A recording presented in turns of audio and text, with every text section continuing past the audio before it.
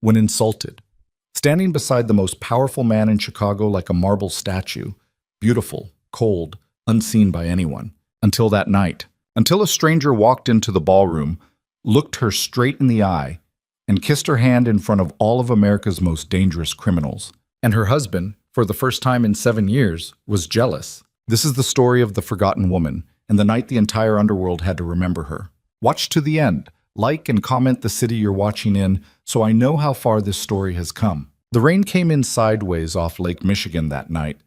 The kind of rain that didn't fall so much as a tack. Horizontal sheets of cold water that slapped against the stone face of the Moretti estate and left the manicured hedges along the driveway flattened and gasping. The estate itself sat 3 miles outside the city proper, a 40-room limestone manor built in 1923 by a railroad baron whose grandchildren had long since sold it to men whose business interests were never discussed in polite company. It had been Roman Moretti's home for 11 years. It had been Serafina Moretti's prison for 7. She stood at the upstairs window in her slip, watching the motorcade turn through the iron gates below. Black SUVs with tinted windows, headlights cutting through the rain. She counted 14 vehicles before she stopped counting. Behind her, the bedroom smelled of her perfume and the ghost of Roman's cigarettes. He had already gone downstairs. He hadn't said goodnight. He hadn't said anything since breakfast. And at breakfast, he had only told her to wear the black Valentino and the Cartier diamonds he'd given her for their anniversary. The ones she'd found sitting in a velvet box on the bathroom counter with no card attached, like a tip left for a waitress. She wore them now. Black silk, cold stones against her throat. She looked at herself in the standing mirror and tried to remember the last time she had chosen what to wear without it being a directive. She couldn't. Serafina Moretti was 34 years old, and she had been beautiful her entire life in the way that some women are, not as an accident but as something precise and deliberate, high cheekbones and dark eyes that made men look twice and then look away nervously. She had grown up in a Calabrian family on the south side, the daughter of a man who ran 3 restaurants and owed Roman Moretti favors he could never repay. The marriage had been arranged the way most things in their world were arranged, quietly, efficiently, with a handshake between old men and a bottle of wine that cost more than her father made in a month. She had been 27. She had thought she was in love, or close enough to it that the difference didn't seem to matter. It mattered now. She pulled on her gown and sat at the vanity and fixed her lipstick and looked at the woman in the mirror the way you look at a stranger on a train, with mild curiosity and no real investment in what happened to them next. Then she heard Roman's voice below, the low authoritative rumble of it carrying up through the floorboards, and she put the lipstick cap back on and stood up and went to perform her function. The grand staircase curved down into the main foyer in a wide arc, and she descended it slowly, one hand on the railing, because Roman had once told her that a woman who rushes into a room gives the impression she is desperate to be seen. She was not desperate to be seen. She was tired of being seen the way Roman wanted her seen, as a reflection of his taste and his wealth and his power, as evidence that even in matters of marriage, Roman Moretti had made the correct acquisition. The foyer was already filling up, men in expensive suits with bad posture, women in gowns who smiled with their mouths and watched each other with flat, predatory eyes. Bodyguards positioned near the doors with the particular stillness of men who had learned to make themselves invisible.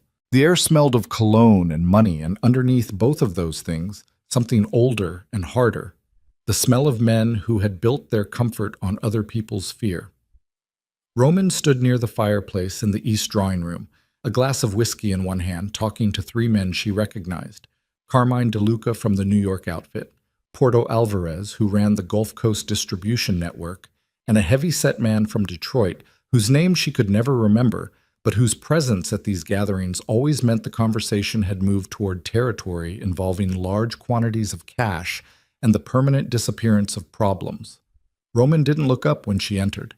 He registered her presence the way a man registers the arrival of a piece of furniture he ordered, peripherally, with the brief acknowledgement that it had been placed correctly. She took a glass of champagne from a passing tray and stood near the window and watched the room fill. The annual Syndicate Summit had been a Moretti tradition for nearly 3 decades, a gathering of the most powerful criminal organizations in America under the pretense of a private social event. Bosses and captains from 12 cities, political allies who arrived without their official vehicles, lawyers who billed $3,000 an hour and had never lost a case that mattered. It was, by any measure, the most dangerous room in the country. And for 7 years, Serafina had moved through it like a ghost, present enough to be seen, invisible enough that no one thought to include her in anything that mattered. She had learned things anyway. That was something Roman had never understood about her. He had married a woman he thought he could manage, and instead he had married a woman who listened. She could tell you which captains were skimming. She could tell you which of Roman's political allies had been approached by federal investigators.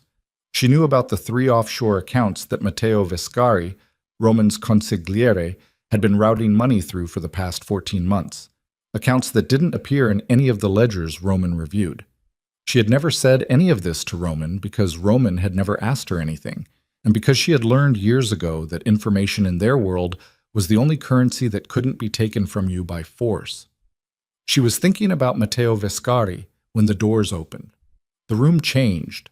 Not dramatically, not all at once. It was more like a pressure shift, something subtle in the way the conversation slowed and the bodies in the room turned almost imperceptibly toward the entrance, the way iron filings realign when a magnet is brought near. Serafina had seen it happen before with powerful men. She had seen it happen when Roman walked into rooms. But this was different. This was something colder. Damian Volkov entered with 6 men flanking him and the particular unhurried confidence of someone who had walked into hostile rooms his entire life and walked back out again. He was tall, taller than she expected, having only ever seen photographs, with the kind of face that had been hardened rather than aged, angular and weathered, dark eyes that moved across the room in one slow sweep and cataloged everything they found there. He wore a charcoal suit that probably cost as much as a car and wore it the way men wear clothes when they stopped caring about clothing decades ago, correctly, but without vanity. He was 42 years old and he ran the East Coast Bratva Alliance through a combination of strategic patience and a capacity for violence that was, by all accounts, absolute. He had never attended the summit before. His presence here meant something. Everyone in the room understood that it meant something. The whispers that moved through the crowd were quiet and quick, the way information moves between people who know better than to look surprised. Serafina watched him from across the room and felt nothing in particular except the same careful attention she applied to everything. She noted the spacing of his security. She noted the way he moved, not cautiously, but deliberately, each step a decision.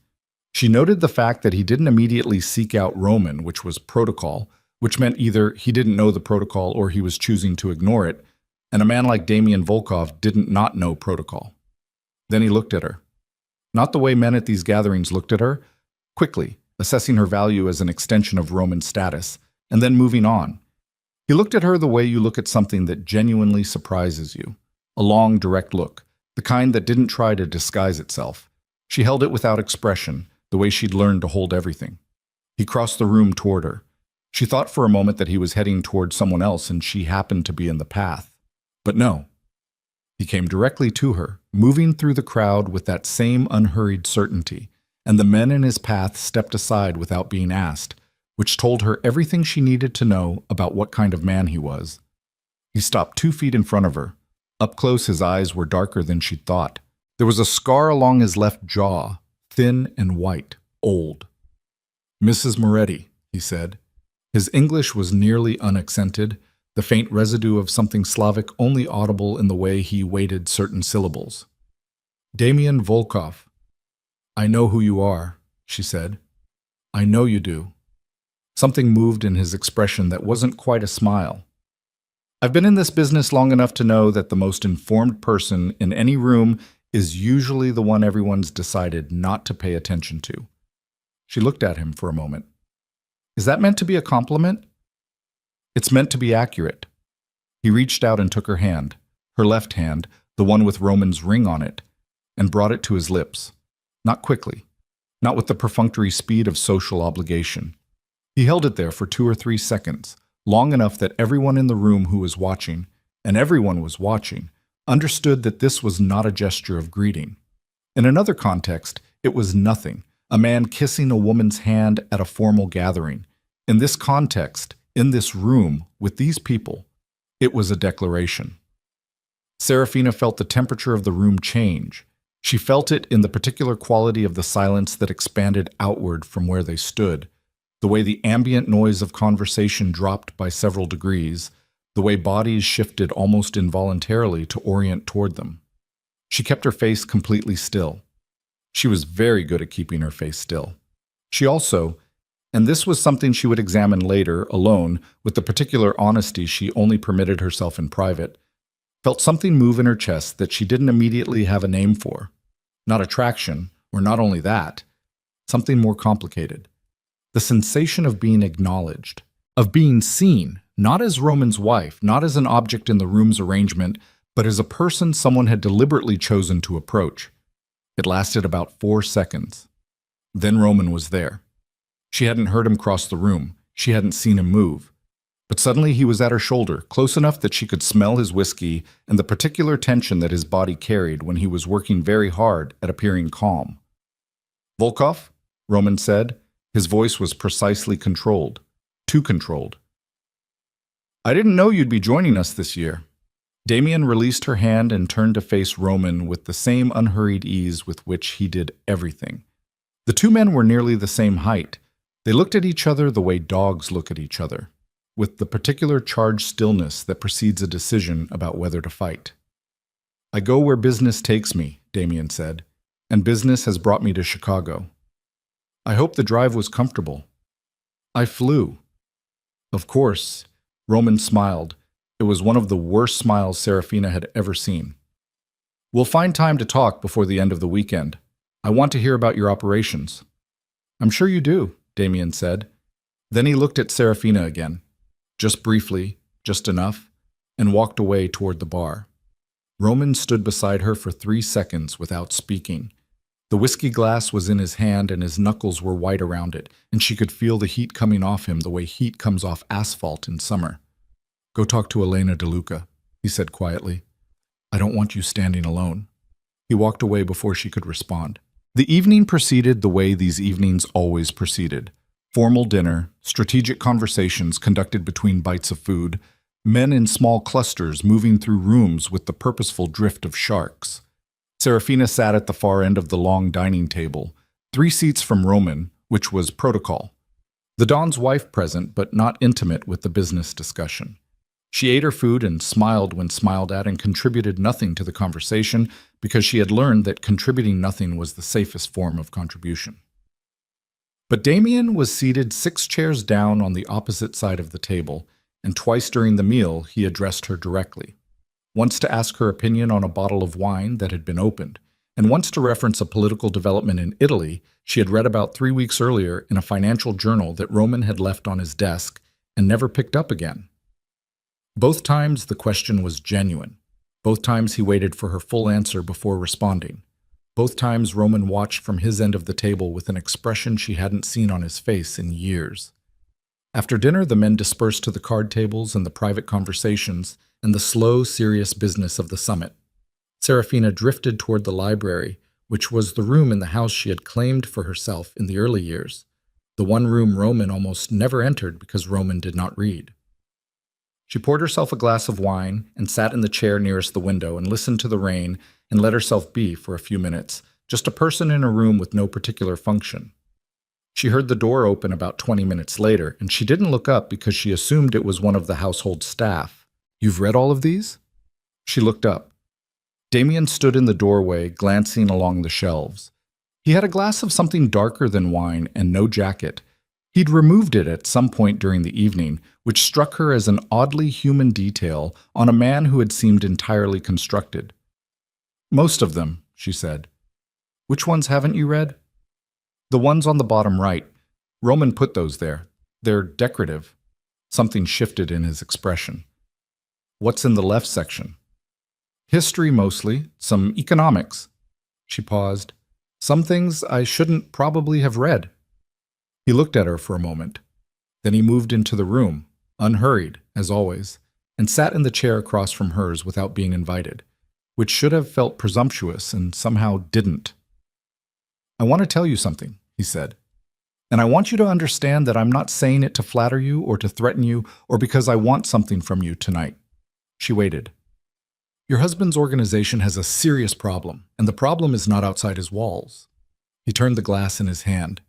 I've been watching this gathering for 6 hours, and I've watched 3 separate conversations happen that Roman Moretti was not part of, and should have been. I've watched money move informally between men who have no reason to be talking to each other. And I've watched his consigliere spend 40 minutes with 2 bosses from families that have historically had no relationship with the Moretti organization. She was quiet for a moment. You're talking about Matteo. The slight stillness that crossed his face told her she'd said something that surprised him. You know about Vescari. I know some things. She kept her voice even. How long have you known? Long enough. He looked at her steadily. Long enough that I flew to Chicago for a summit I've avoided for 4 years, because I wanted to assess the situation in person before it became a situation that affected my interests. He paused. And because I wanted to warn someone in this house who might actually do something with the information. The implication sat between them, not Roman. Why me? She said. Because in 6 hours I've watched everyone in that room treat you like furniture, he said simply, without judgment in it, just the flat delivery of an observed fact. And in my experience, furniture doesn't read economics texts and notice which bottles of wine the host opens for important guests versus unimportant ones. You've been paying attention to everything that's happened in this house for a long time. That's not a guess. That's obvious. She looked down at her wine glass. Something tightened in her chest. Not the complicated warmth from earlier, but something harder, something she recognized as the particular discomfort of being correctly identified by someone you hadn't given permission to look. What do you want from me? She said. Nothing tonight, he said. I want you to know what I know. What you do with it is your choice. He stood, finished his drink. But I'd make the choice soon. Whatever Vescari has planned, he'll want to do it before the summit ends. These gatherings are always the cleanest opportunity. He moved toward the door. She spoke before she'd decided to. Why warn me at all? You could have gone to Roman directly. He stopped at the door, turned back. In the lamplight, the scar along his jaw was more visible. I tried to have a private conversation with Roman Moretti 3 times tonight, he said. Each time he was either performing power or managing fear. Neither of those is the right state for receiving difficult information. He paused. You, on the other hand, seem like someone who has been sitting very still in the middle of a burning building for a long time. That's not weakness. That's patience. Those are different things. He left. The door clicked shut. Serafina sat for a long time after that, listening to the rain hammer the windows, turning everything over in the careful, methodical way she turned over everything. She thought about the 3 offshore accounts. She thought about the conversations she'd observed over the years, the subtle misalignments, the small loyalties that shifted direction when Roman wasn't looking. She thought about Matteo Vescari, who had been Roman's consigliere for 9 years, and whose courtesy to her had always been impeccable, and whose eyes had always been unreadable. She thought about what it would mean if Damien was right. She thought about what it would mean if she did nothing. Around midnight, she went upstairs to find Roman. He was in his study with 2 captains she recognized, the door half open. She heard her name. Noticed you watching them in the library? Don't tell me what I noticed. Just saying it looked like. I know what it looked like. Roman's voice dropped to something flat and cold. And I'll handle it. She moved away from the door before they could hear her. She stood in the hallway and felt the house around her. All 40 rooms of it, the decades of careful decoration and expensive silence, the weight of everything she had endured here and accommodated and absorbed. And she made a decision that surprised even her with how clean it felt.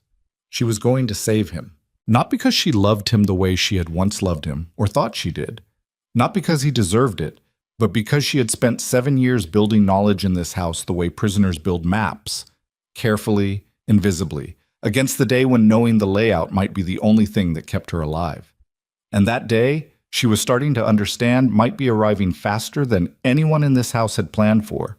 She went back downstairs. She found Damien near the bar, talking to one of his men. She stopped 2 feet away and waited until he looked at her. I need names, she said quietly. Specific names. Not Matteo. I know about Matteo. I need to know who else is involved and what the timeline looks like. He looked at her for a moment with those dark, steady eyes.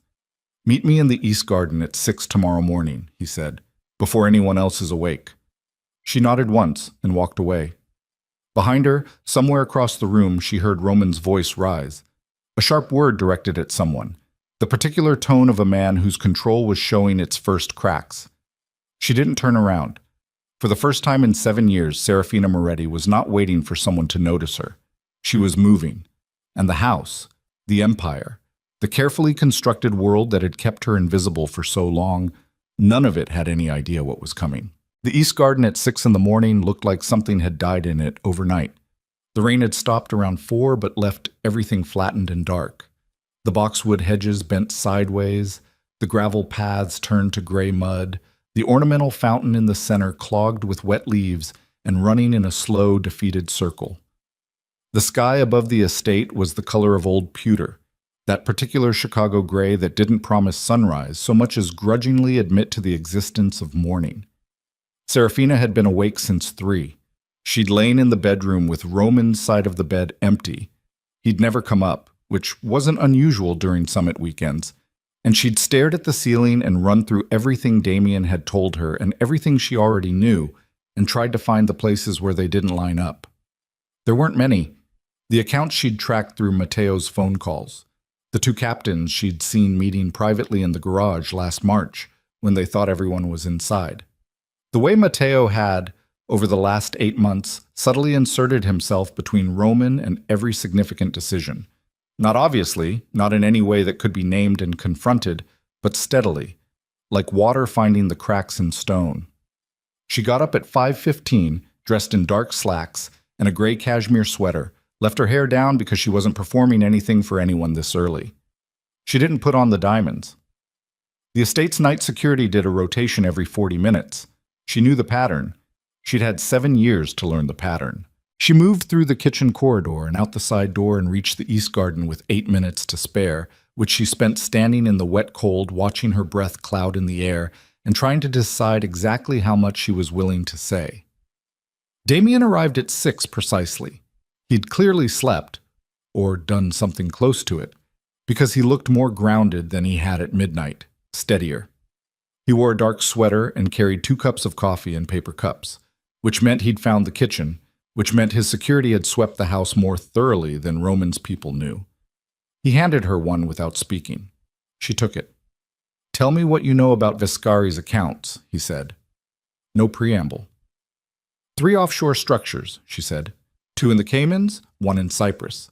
The Cyprus one is the oldest. I think it predates his time with Roman by at least 4 years, which means it's not money he started hiding after he turned.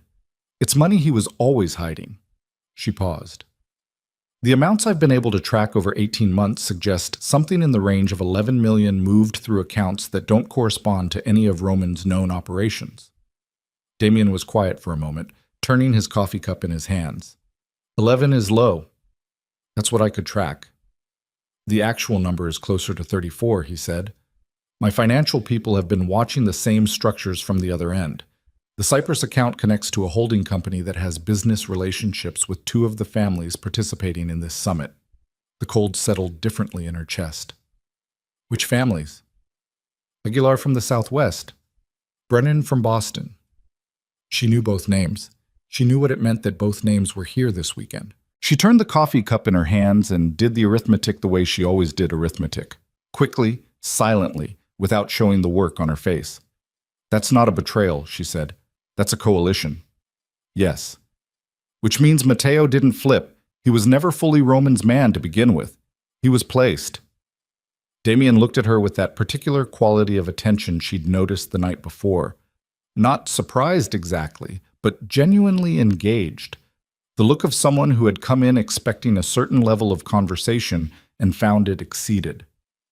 "That's the conclusion my people reached 6 weeks ago," he said. "It took them 3 months and a significant amount of electronic surveillance to get there. You got there in 40 seconds. I've had more time to watch him," she said flatly. "The plan, as best we understand it," Damien said, turning slightly to scan the garden, a reflex, automatic, "is to use the closing ceremony as the moment. The summit traditionally ends with a formal dinner and a public reaffirmation of the territorial agreements. Every boss in attendance, every significant captain. It's the moment when everyone is in the same room, in a structured setting, with defined positions. He paused. It's the easiest moment to create a situation that reads as external when the actual source is internal. They want it to look like an outside attack. They want it to look like Roman was targeted by someone he trusted publicly, which, in the current landscape, points to me. I'm the new variable. I'm the man who came from outside and made a gesture toward his wife in front of witnesses. If something happens to Roman Moretti and Damian Volkov, was the last man seen in a visible conflict with him. It starts a war, she said, between the Moretti organization and the Bratva alliance, while Aguilar and Brennan and whoever else is in this with Matteo sits back and waits for both sides to bleed out, and then consolidates the territory. She drank her coffee. It was too strong and slightly bitter, and she drank it anyway because the bitterness seemed appropriate. Roman won't believe me, she said. No. Even if I tell him everything, the accounts, the timeline, what you've told me, his first instinct will be to assume I'm lying, or that I've been manipulated. He'll look at the source. She didn't say it with self-pity. She said it the way she said most things, as a clean, factual assessment. 7 years of being treated like a useful decoration has certain practical consequences. One of them is that my credibility in this house is approximately 0. I know, Damian said. So what are you suggesting?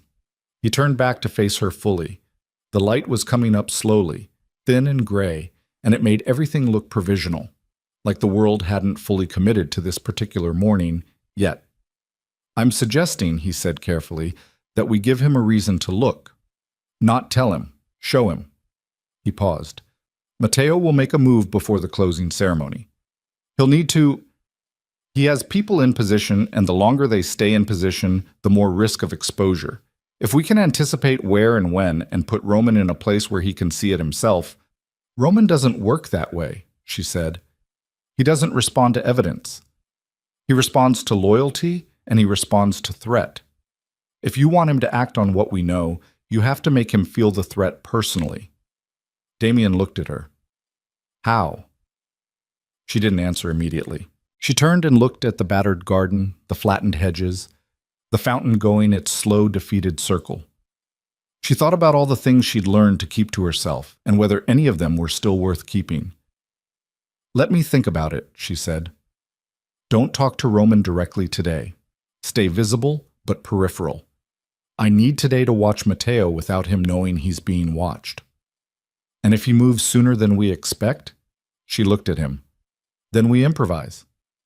She went back inside through the kitchen corridor and climbed the stairs and went into the bathroom and ran cold water over her face and looked at herself in the mirror for a long time, without the armor of makeup or jewelry, just a woman in a gray sweater with too little sleep and too much information, and she said to herself very quietly, in a voice she hadn't used in years, the voice she'd had before she became Roman Moretti's wife, "You can do this." She wasn't entirely sure she believed it yet, but she was working on it. Roman found her at 9 in the upstairs sitting room with a newspaper she wasn't reading.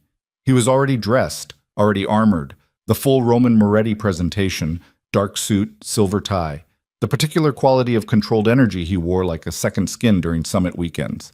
He stood in the doorway for a moment looking at her, and she felt the weight of whatever he'd been carrying since the previous evening, felt it in the texture of the silence before he spoke.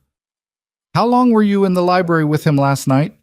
Not a question. A statement with an interrogative structure. 20 minutes, she said. Maybe 25. What did you talk about? He asked about the books. We talked about the wine selection. She turned a page of the newspaper. He's well read. That surprised me. Don't. She looked up. Don't what? Roman came into the room. He moved the way he always moved when he was containing something, with an excessive deliberateness, each step measured, as if speed might release whatever was being held under pressure. He sat in the chair across from her and put his hands on his knees and looked at her with eyes that were complicated in a way she hadn't seen from him in a long time. Don't manage me, he said. I know when I'm being managed. I'm reading the paper. You're performing reading the paper. His jaw was tight. There's a difference. She put the paper down and looked at him directly. This was the thing about Roman.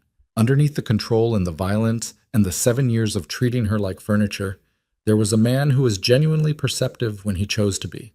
He had built an empire on reading people. He had just, for reasons she had spent years trying to understand, chosen not to read her.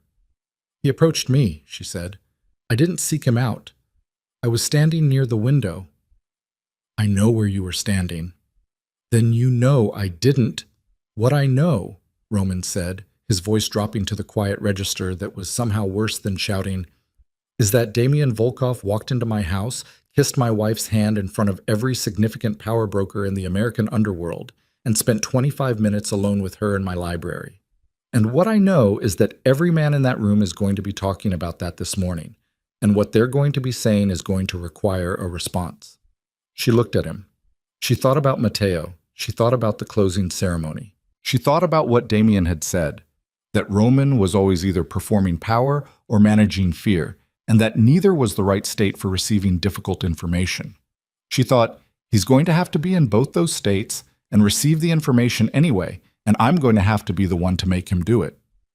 I think, she said carefully, that Volkov came to the summit for a reason that has nothing to do with territorial negotiations. Roman's eyes didn't move. I'm listening. She had decided, somewhere between the garden and the sitting room, that she was going to give him part of it. Not all of it. Not yet. Not Matteo by name. Not the specific details. Just enough to redirect his attention from her and from Volkov toward the actual threat, without it looking like she was managing him, which was the thing he'd just told her not to do. Which meant she had approximately 2 minutes to thread a very narrow needle. He's been watching the room, she said. Not socializing, right? Watching. The way you watch a room when you're looking for something specific. I noticed it during dinner. He wasn't talking to anyone he didn't already know. Roman was quiet. And the men he did talk to, she said, weren't from families that have any connection to his operations. Aguilar, Brennan. She paused. He was mapping something. Something moved in Roman's face. Quickly, controlled, but she saw it. She'd had 7 years to learn to read the movements in Roman's face that he didn't know he was making. Aguilar and Brennan, he said. I'm telling you what I observed, she said. I'm not telling you what it means. That's not my area. He looked at her for a long moment. She held it without expression and waited. Stay inside today, he said. He stood, straightened his jacket. Don't talk to Volkov again. All right. He moved toward the door and stopped. And for a moment he stood with his back to her in the doorway, and she thought he might turn around, might say something else, something that crossed the distance, but he didn't. He walked out. She heard his footsteps descend the stairs. She sat for 3 minutes and let herself feel the particular exhaustion of that conversation before putting it away. Then she got up. Matteo Vescari was at breakfast in the east dining room when she came down, sitting with 2 captains and a man she didn't recognize, youngish, too well-dressed, with the particular tension of someone playing a role they'd only recently been assigned. Matteo was 61 years old, compact and silver-haired, with the courtly manners of a man who had grown up in a different era and wore them as a kind of weapon. He stood when she entered the room. Serafina, he smiled. He had excellent teeth. You look beautiful this morning. Thank you, Matteo. She moved to the sideboard, poured coffee. Late night? Isn't it always? He settled back into his chair. The summit always seems to find its energy after midnight. I don't know how Roman manages to keep any schedule at all. She turned with her coffee and looked at him with the mild, pleasant expression she'd spent 7 years perfecting. She looked at his hands, his posture, the angle of his body toward the man she didn't recognize. She looked at the way the 2 captains at the table had positioned themselves, not facing each other, but both angled, very slightly, toward the exit. Who's your friend? She said, nodding toward the younger man. Business associate, Matteo said smoothly. Down from Milwaukee for the weekend. Nothing that would interest you. Everything interests me, she said pleasantly. That's my problem. She took her coffee and left the room.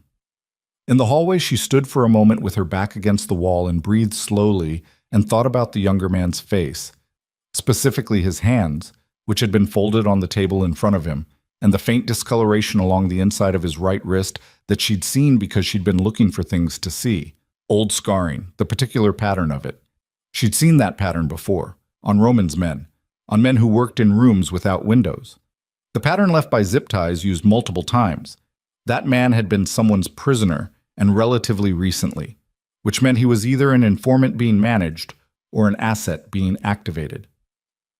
She found Damien in the billiard room at 10:15, ostensibly examining a photograph on the wall. His security was outside the door.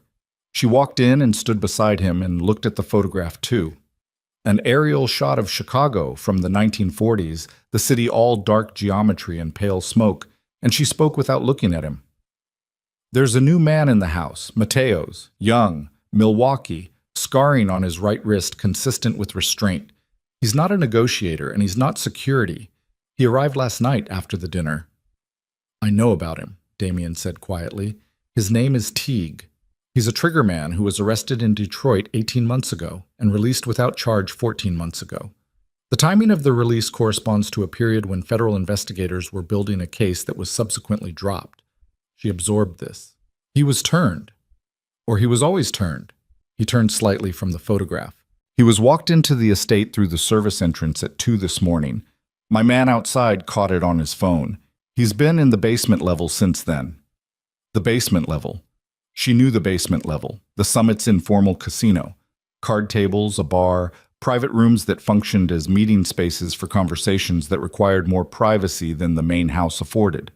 It was the estate's most secured level, accessible via a single staircase from the kitchen corridor and a service elevator that required a key card. "He's pre-positioning," she said. "Tonight," Damien said. He said it without inflection, as a conclusion arrived at and confirmed. "Not the closing ceremony. Tonight. My people tracking the money movement saw a significant transfer this morning from one of the Cypress structures, a payment of completion, made in advance. That's not standard practice for the closing ceremony timeline. That's a man who expects to be paid before the weekend ends." She felt the morning tighten around her. "Tonight, not tomorrow." "I have to tell Roman," she said. I know he won't believe me outright, but I told him something this morning. I pointed him toward Aguilar and Brennan without naming Mateo. I gave him a partial picture. If I go back now with more, he'll think you're building a story. Or he'll think his wife has been paying closer attention than he gave her credit for," she said. The edge in her voice surprised even her. Not anger exactly, but something that had been waiting a long time to find its shape.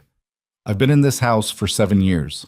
I know things about his operation that his own captains don't know, because his captains stopped looking once they had their position, and I never stopped looking because what else was I going to do?"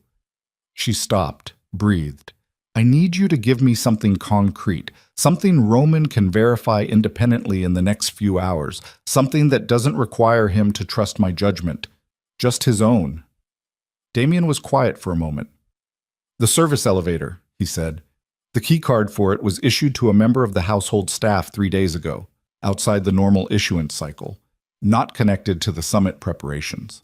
The staff member in question put in a leave request this morning and was denied by the estate manager, which means she's still in the building.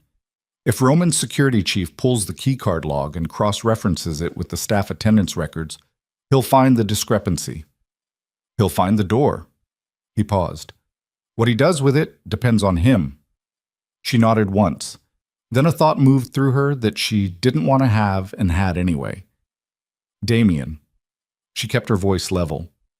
"If tonight goes wrong, if Mateo moves before Roman is positioned to respond, what does your organization do?" He looked at her steadily. She watched him decide whether to be honest. "My obligation is to my own people," he said. "If the Moretti organization enters a vacuum tonight, I can't stand inside that vacuum. The territorial implications? I understand the territorial implications," she said quietly. "I'm asking what you do." A pause. "I get my people out," he said. "And I make sure you're out first." She heard the weight in it, not a declaration. Just a fact, stated the way he stated most things. Cleanly, without ornamentation. With the particular honesty of someone who had decided a long time ago that the truth was more efficient than its alternatives. She didn't respond to it. She filed it in the place where she kept things she wasn't ready to examine and went back to the practical. "I'll find Roman before lunch," she said. "Give me the keycard log number. I need something specific to tell him, not just a direction to look." He gave her a number. She memorized it. She walked to the door. "Serafina." She turned back. "Whatever happens tonight," he said, "don't be in the basement level." She left him with the photograph of the old city. She found Roman in his private office on the second floor at 11:40, alone for the first time all morning. She knocked, and he said, "Come in," without looking up from the papers on his desk, and she came in and shut the door and stood in front of the desk until he looked up. The irritation in his face shifted when he saw her expression. "What?" he said. She told him about the key card, the issuance date, the log number, the staff member's leave request. She told him methodically, without drama, the way she'd watched him receive operational information from his captains over the years. Just the facts, clean, in order, no editorial. When she finished, Roman was still. His hands were flat on the desk and his eyes were somewhere she couldn't reach. "How do you know about the keycard log?" he said. "I've been paying attention for 7 years, she said. "The same way I know about the service elevator access schedule. And the way I know that the bypass code for the basement stairwell was changed 2 days ago by someone with administrative access who wasn't you or your security chief." Roman looked at her with an expression she had never seen on his face before in 7 years of looking at it. She couldn't name it precisely. It wasn't the cold anger she knew or the controlled assessment she knew. It was something that had fear in it, and something that had a different quality of recognition than she'd ever received from him. Not the performance of seeing her, but the actual thing. "Stay in the room," he said. He reached for his phone. "Roman." "Stay in the goddamn room," he said, already dialing. She sat in the chair by the window and listened to him make 3 calls in rapid succession, his voice dropping lower with each one, the controlled energy she'd noticed in the morning burning off into something rawer and faster. Outside the window, the sky had moved from pewter to a dark yellowish gray, the kind of sky that promised more rain, the kind that made good on its promises. The 3rd call was to his security chief.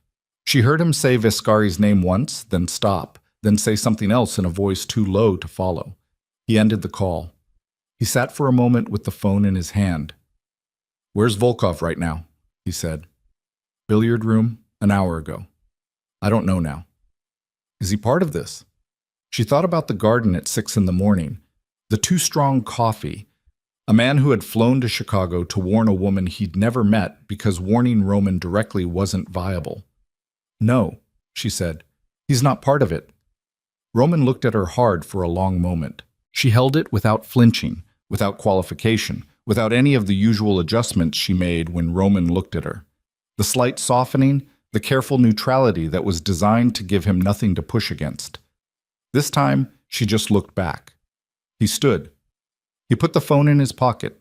He crossed to the door and opened it and looked out into the hallway and said something to someone she couldn't see, and then he turned back into the room and looked at her with that same unnameable expression and said, "If I find out you're lying to me." "You won't," she said. He held her gaze for another moment. Then he walked out. She sat in the chair by the window for a long time. She watched the sky darken. She thought about Matteo Viscari and the man named Teague in the basement, and a payment made from Cyprus at 9 in the morning. She thought about tonight. Downstairs, somewhere in the long body of the house, she heard Roman's voice rise and then cut off sharply. Then silence. Then the sound of rapid movement. She looked at the clock on the wall.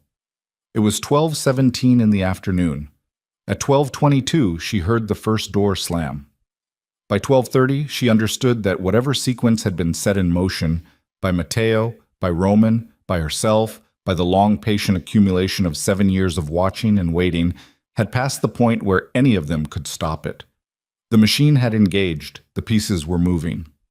She stood up from the chair and went to the window and looked at the darkening sky and felt the specific gravity of a situation that had moved beyond the point where being careful was going to be enough, where the only option left was to be fast and right and ready for. The first door that slammed was Matteo's. Serafina heard it from the second-floor hallway. A single sharp crack from somewhere in the east wing, the kind of sound that a heavy door makes when someone pushes it hard enough that the frame shakes. Then footsteps, fast and plural, moving in the direction of the main staircase. Then Roman's voice, low and carrying, giving instructions in the clipped, abbreviated language he used when operational tempo mattered more than clarity. She moved to the hallway door and opened it 3 inches and watched. 2 of Roman's personal security, men she recognized, had seen at every summit for 7 years, moved past at a pace that wasn't quite running, but was close enough that their jackets were open and their right hands were positioned in a way that meant they weren't just moving through the house. They were moving through the house, ready for the house to become something else. Behind them, 30 seconds later, came Roman. He didn't look at her door.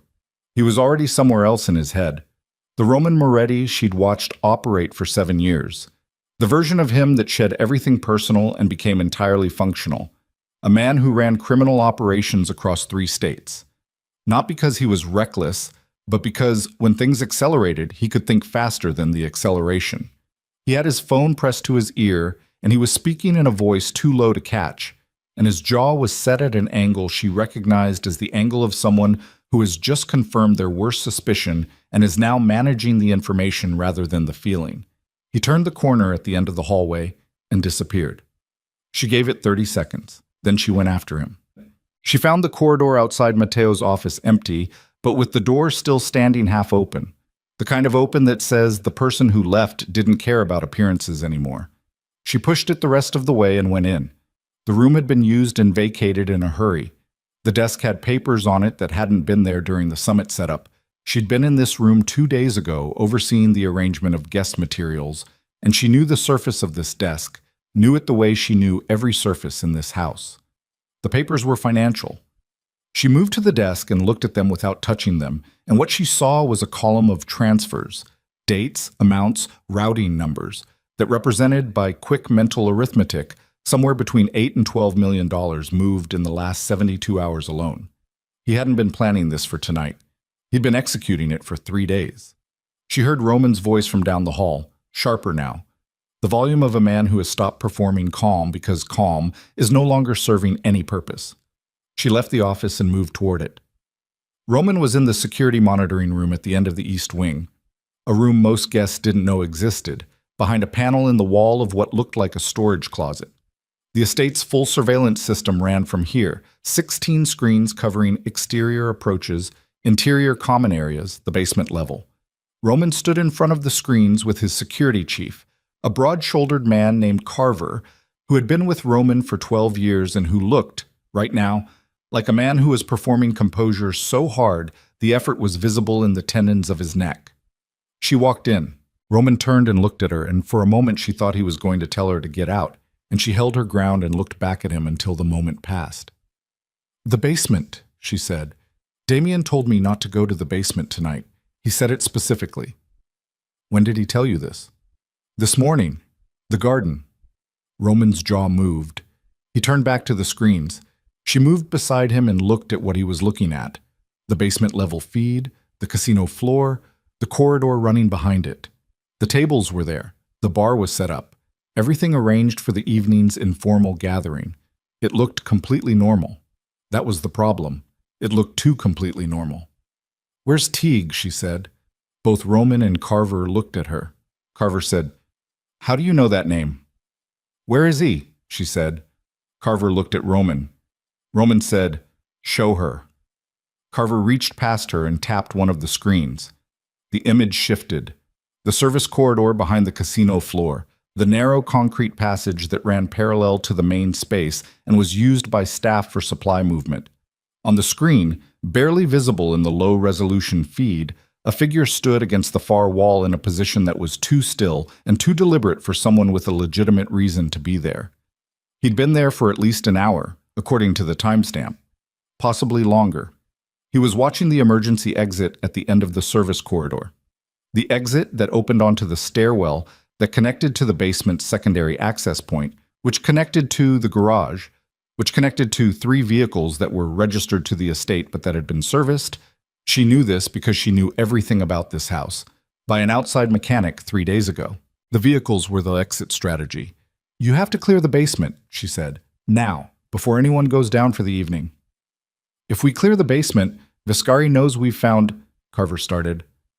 Viscari already knows, she said. She looked at the timestamp on the screen again. The transfers she'd seen on the desk. The sequence resolved itself in her head with a clarity that felt almost physical. The transfers this morning, they weren't a payment schedule. They were a contingency activation. Something triggered early. He moved the money because he expected the timeline to move. She turned to look at Roman. Something changed this morning. Something you did.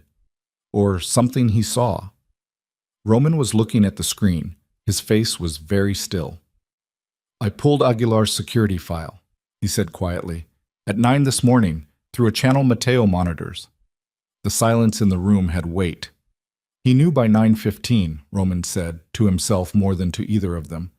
He's been accelerating since 9:15. Carver said, we can have the basement secured in... He has a man inside, Serafina said. Teague isn't the only one. Teague is the one you can see.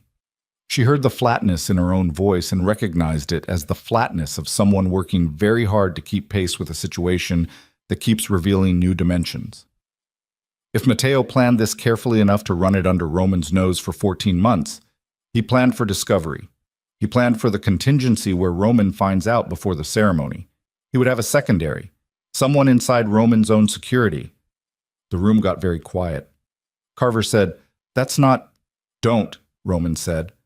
Carver stopped. Roman turned and looked at his security chief. A long, careful look. The kind that Roman deployed when he was deciding something irreversible. And Carver stood there under it and didn't move and didn't speak, and his hands were at his sides, and his face was performing innocence so hard that the performance itself was a kind of confession. Serafina saw Roman see it. She watched the realization move through him. Not quickly, not the way realization moves in films, not a sudden flinch or a dramatic step back, but slowly, terribly slowly, like something settling through water. Roman had known Carver for 12 years. Roman had trusted Carver in the particular absolute way that men in his world trusted the people who stood between them and their deaths. Carver moved first. He went for the door, not running, just turning, a single decisive step toward the exit, and Roman caught him by the collar before the second step, and the sound of it was nothing dramatic, just the soft percussion of a body being redirected by force. And Carver hit the monitoring console and 3 of the screens flickered, and Roman had him by the throat against the wall in the next instant with a speed and economy of motion that was the thing about Roman Moretti that people who underestimated him almost always discovered too late. How long? Roman said. His voice was very quiet. Carver's hands came up. Not fighting, just the instinctive positioning of someone trying to manage the pressure on their throat. His face was going red. How long? Roman said again. 8 months, Carver said. The words came out compressed, breathless. They approached me 8 months ago. Roman's grip didn't change. What did you give them? Schedule? The summit layout? The basement access modifications? A pause, strained. Your movements during the weekend. Who else? 2 others on the overnight rotation. I don't know their names. You don't know their names. I swear to... Don't. The word came out flat and final. Roman released him, stepped back, and in the half-second before control reasserted itself, Serafina saw something cross Roman's face that she had never seen there before. Not rage, which she'd seen, and not the cold functional assessment she'd seen, but something rawer and older, the expression of a man who has just discovered that the foundation of a structure he built his life on has been hollow for longer than he can account for. He stepped away from Carver. He looked at the screens. He breathed. Tie him to the chair, he said to the empty air of the room. She understood he was talking to her. She found a power cable behind the console and she tied Carver to the monitoring chair with a competence that surprised even her. Hands behind the back, tight enough to hold, looped through the chair's arm support so that movement would tighten rather than loosen it. She had never tied anyone to a chair before in her life, and she did it without trembling, which she noted distantly as information about herself that she was going to have to examine later if there was a later. Carver didn't fight her. He sat in the chair and looked at the screens and said, "You don't understand what they were going to do to me if I didn't—" "Stop talking," she said. Not cruelly, just as a fact. He stopped. She straightened up and looked at Roman. He was still looking at the screens, specifically at the basement feed, specifically at the figure that was still standing in the service corridor with that deliberate, too-still quality. "I have to go down there," Roman said. "No." He looked at her. "That's what they want," she said. "Think about the structure. They have a man in position, they've accelerated the timeline, they've lost the element of surprise, but they're already running, which means the plan doesn't require surprise anymore. The plan now is to pull you into the basement before you can consolidate your security and take you in a contained space where controlling the exits is manageable." She paused. "The basement is a box. You can't go into the box." Roman looked at her for a moment with that expression she still couldn't fully name. Then he looked back at the screens. "I need to reach Damien," he said. "Through what channel? If Carver compromised your security rotation, then I go to him directly." She started to say something and stopped because she heard something, a sound from the screens, a change in the audio quality of the basement feed, which had been the low ambient hum of an empty room. She turned and looked at the monitor. The basement wasn't empty anymore. The casino floor lights were up. Someone had triggered the main lighting from below, which was only controllable from inside the basement itself. And on the monitor, moving through the casino floor with a calm, purposeful walk, was Matteo Vescari. He was alone. He was dressed for the evening. Dark suit, pocket square, the courtly, impeccable Matteo she had watched operate in this house for 7 years. He walked to the bar, poured himself a drink, and sat on one of the bar stools facing the room. Waiting. He wasn't accelerating anymore. He was done accelerating. He had settled into a position, and he was waiting for what came next with the patience of a man who understood that the geometry of the situation had already determined the outcome, and now it was just a matter of time. Serafina looked at the screen and felt something cold move through her that wasn't fear exactly, but was adjacent to it. The cold of comprehension, the particular chill of understanding a situation completely and understanding it fully enough to know how badly it had gone wrong. "He's not afraid," she said. Roman said nothing. "Look at him," she said. "Look at how he's sitting. He knows Carver is compromised. He knows you know. He knew you'd find the papers, find the key card, find Teague. He wanted you to find them." She heard her own voice change register, moving into something faster and harder. "This isn't a plan that got exposed. This is a plan that planned for its own exposure." She turned to look at Carver. Carver was looking at the screen. His face had gone a different color. Not the red of someone being choked, but the gray-white of someone who has just realized they don't fully understand the situation they're in. "What was your job?" she said. "Specifically, what were you supposed to do?" "I was supposed to monitor the security rotation," Carver said. "Keep the secondary exits covered during the evening. Make sure certain people could move through the house without being—" He stopped. "Without being what?" "Without being tracked." She felt it then, the full weight of it. "He's not the target," she said. She said it to Roman, turned, and said it directly at him. "You were never the target tonight. The summit is the target, all of it. Every family, every boss, every captain currently in this house. Matteo doesn't want to kill you and take your empire. He wants to put every significant power structure in American organized crime in one contained space and eliminate the leadership simultaneously. The chaos that follows isn't a side effect. It's the entire point." Roman looked at her. "Aguilar and Brennan aren't partners in a local power grab," she said. "They're the survivors. They get warned out before whatever Matteo has set in place goes active.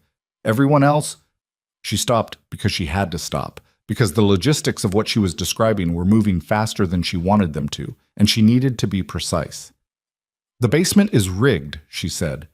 Roman moved to the door. "Roman." He was already out. She turned back to Carver. "Is the basement rigged?" Carver's face answered before he did. "What trigger?" she said. "I don't—" "Remote or timed?" "Remote," he said. "I swear that's all I know. I swear." She left him in the chair and went into the hallway, and Roman was 20 feet ahead of her, moving fast, and she ran to keep pace, because this was the thing. This was the thing she had understood in the garden this morning, and understood again in the sitting room, and kept running up against the fundamental immovable fact about Roman Moretti, which was that whatever she told him, whatever she showed him, whatever she explained with patience and accuracy, and 7 years of accumulated observation, at the moment of maximum danger, his instincts defaulted to the same response they always had, which was to move toward the threat directly, immediately, with force, because that was the only language he had ever trusted. "Stop," she said. He didn't. "Roman, stop." He was at the door to the kitchen corridor, the access point to the basement stairwell, and he pushed it open, and she caught the door before it closed and went through after him, and they were moving through the industrial kitchen now, stainless surfaces and overhead lighting and the smell of the lunch service still in the air, and at the far end of the kitchen was the door to the stairwell, and Roman was 6 feet from it when she got her hand on his arm and held it with both hands and used everything she had to stop him where he stood. He stopped. He turned. His face was very close to hers. She could see his breathing, the way his chest moved, faster than usual, the controlled, fast breathing of a man running on adrenaline who is working not to let it show. His eyes were the color of something that had been darkened by pressure, a deep, unreadable brown, and they were looking at her with an intensity that felt entirely different from the way he'd looked at her this morning, in the sitting room, with his practiced suspicion. This was something else. "There are 26 people in this house right now," she said. Her voice was completely level. She had found the level place, and she was standing in it with both feet. 26 people who do not know what is in that basement. Whatever you do in the next 4 minutes determines whether any of them walk out of this estate tonight. Roman said nothing. "You cannot go down there alone," she said. "You go down there alone, and there's no one above the situation. There's no one who knows the full shape of what Matteo has built. Your captains don't know. Your security doesn't know. You see, your security is compromised. Damien's people are positioned, but they're not positioned for what's actually happening. They're positioned for the plan we thought was happening." She breathed. "You need 4 minutes. You need to pull your 3 most trusted men, not from the rotation, from outside it, men Carver couldn't reach. And you need to tell Damien what we know, and you need to get every non-essential body to the upper floors before you go anywhere near that stairwell." Roman looked at her. 4 minutes, she said. He looked at the door to the stairwell. He looked back at her. The muscles in his jaw worked. 3, he said. He pulled out his phone and made a call that lasted 40 seconds and consisted almost entirely of names and positions and a single word she'd never heard him use in 7 years. Now. Then he made a second call and said Volkov's name and 2 numbers she recognized as room designations, and then hung up. He looked at her. "You're going to the 2nd floor." "No." "Serafina, you need someone above the situation," she said. "I'm above the situation. You put me on the 2nd floor and you lose the one person in this house who knows the full picture." She met his eyes. "I stay with you." He held her gaze for a long moment. In the overhead light of the kitchen, she could see things in his face she hadn't had occasion to see before, or hadn't let herself look for. The age in it. The cost. Not the Roman Moretti of the ballroom and the summit. Not the performed power, but the actual man underneath, who had built something enormous out of brutality and intelligence and fear, and was standing in his own kitchen at 46 years old, discovering that the person closest to the architecture of his empire was not the man he'd trusted with his life for 9 years. It was the woman he'd ignored for 7. He said, "Stay behind me." She nodded. His 3 men arrived. She recognized all of them. Lower-level security who rotated through the estate on a schedule Carver hadn't managed, which was why they were still clean, and Roman spoke to them in 60 seconds flat. Then Damien appeared at the kitchen's service entrance with 2 of his own men and looked at Roman and then at Serafina and absorbed the situation with that same rapid calibrating look she'd first seen in the ballroom. "Rigged?" was the first thing he said. "Remote trigger," Serafina said. "Teague may be the operator, or he may be the distraction. We don't know if Matteo has the device or if it's delegated." "It's delegated," Damien said. He looked at Roman. "Matteo is the kind of man who builds operations he can watch. He'll have himself positioned somewhere observable." He paused. "Which means he needs line of sight or a reliable relay. If the basement has a remote detonation device, the operator is within 200 meters and has eyes on the primary entry. Serafina said, "The fountain, the East Garden." She looked at Roman. "There's a direct sight line from the East Garden fountain to the basement level exterior access. I was standing there this morning and I could see the door." Roman looked at Damien. Damien said, "I can have the garden covered in 90 seconds. Roman said, "Do it." Damien moved. His men moved with him. Roman turned to his three and gave them positions. One on the upper floors, moving guests away from the east wing, one on the main stairwell, one covering the kitchen exit. Then it was just Roman and Serafina in the kitchen. He said, "The basement door." "Together," she said. He opened his mouth. "Roman." She said his name the way she hadn't said it in years, without management, without performance, without any of the protective architecture she'd built between herself and the reality of this marriage. Just the name. Just his name from her mouth, clean and direct. "Together." He closed his mouth. He pushed open the door to the stairwell. They went down. The stairwell was concrete and fluorescent lit and smelled of basement cold and the faint chemical residue of something she identified after 3 steps as the particular smell of electrical work done recently. The smell of new wiring in old walls, the smell that a room has when something has been installed in it that wasn't there before. Her hand was on the rail, and Roman was 2 steps ahead of her, and the fluorescent light made everything harsh and shadowless, and she felt, going down those stairs, a sensation she recognized from early childhood, from a memory she almost never accessed. Her father's hand on her shoulder in a hallway outside a hospital room. The particular quality of moving towards something you know will change you. The door at the bottom had a keypad. Roman had the code. She watched his fingers, memorized it automatically, couldn't have stopped herself if she'd tried. The door opened. The casino floor looked exactly like the monitor had shown it. Tables set, bar lit, everything arranged for the evening. The lights were up full, and the room had the artificial brightness of a space designed to obscure the passage of time. No windows, no natural reference, just the permanent artificial noon of a room that wanted you to stay. Matteo was still at the bar. He turned when the door opened. He looked at Roman and then at Serafina, and the look he gave her was something she would carry for a long time. Not surprise and not the mechanical courtesy he'd spent 9 years performing, but something genuinely interested. The look of a man confronting data that hasn't behaved the way the model predicted. "You brought her," he said, to Roman, as if she weren't there. "She's been here the whole time," Roman said. He came down the last step onto the casino floor and moved toward the bar with that deliberate walk, that measured pace, and Serafina came through the door behind him and stopped at the bottom of the steps and felt the room with everything she had. The exits, the distances, the positions, the thing she was smelling that was wrong. "You're early," Matteo said. He picked up his drink. "I expected you at 7. "Tell me where the device is," Roman said. Matteo looked at him with the particular quality of sadness that men perform when they've decided something irrevocable. "Roman," he said, "I've been correcting your mistakes for 9 years. Tell me where it is." "You don't know how close everything has come to collapse," Matteo said. "The things I've managed, the things I've absorbed, the errors in judgment, the exposure risks, the political liabilities, the times your temper created situations that required years of careful—" He stopped, set down the glass. "I didn't do this because I hate you. I did it because I'm tired." Roman said, "Where?" Matteo reached into his jacket. Roman moved, a single fast step forward, and Matteo's hand came out of his jacket holding not a weapon, but a phone. And he held it at arm's length between them.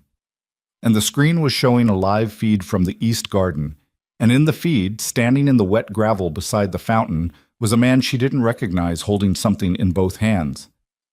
"He has instructions," Matteo said quietly. "If I don't signal him in the next—" He looked at his watch. 90 seconds. The instructions become automatic.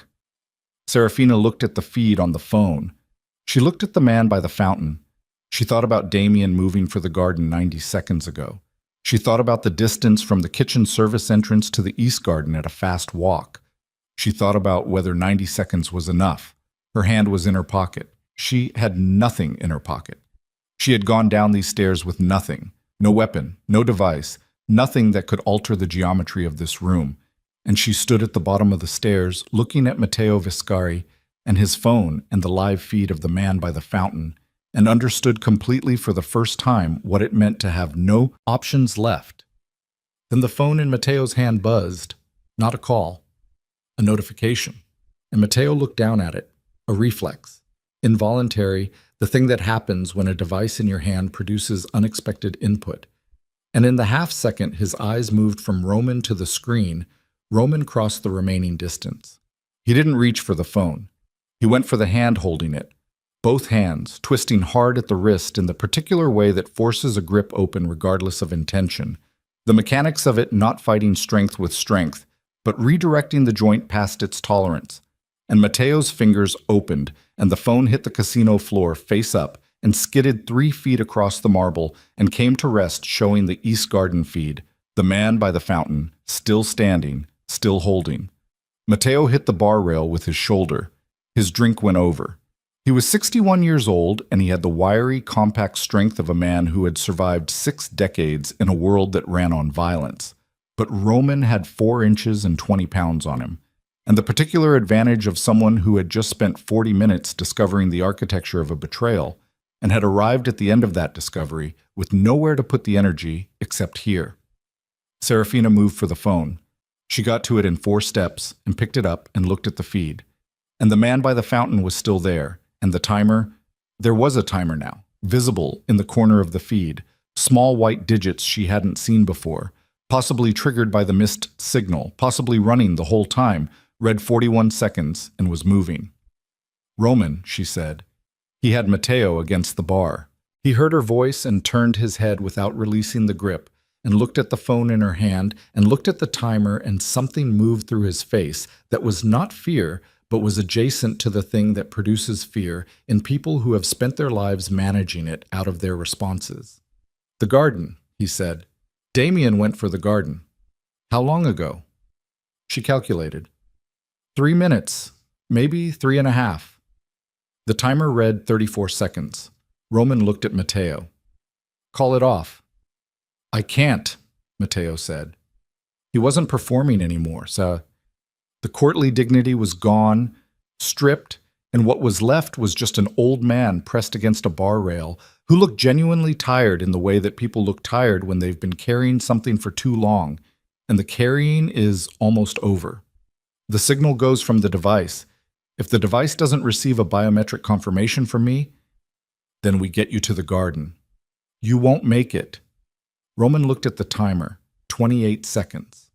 He looked at Matteo, and in his eyes was the calculation that Serafina had watched him perform hundreds of times in 7 years. The brutal arithmetic of what can be saved and at what cost and in what sequence. He released Matteo, grabbed him by the collar, moved for the stairs. 23 seconds. The stairwell was fluorescent concrete, and 12 steps, and Roman went up them with Matteo half-dragged beside him. Not gently, the way you move something that needs to move and doesn't have the option of choosing otherwise. And Serafina came up behind them, watching the phone, watching the timer, watching the feed where the man by the fountain had shifted position slightly, was looking at something off camera. 17 seconds. Kitchen door. Roman hit it with his shoulder, and it opened, and they were through and moving through the kitchen, stainless steel surfaces flashing in the overhead light, the smell of the afternoon still in the air, and at the far end the service exit, and beyond it the path to the East Garden. 12 seconds. She was running. She hadn't made a decision to run. Her legs had made the decision, and her body had followed, and she was running through the kitchen behind Roman and Matteo with the phone in her hand, watching the timer and watching the garden feed, and she saw on the feed a sudden movement.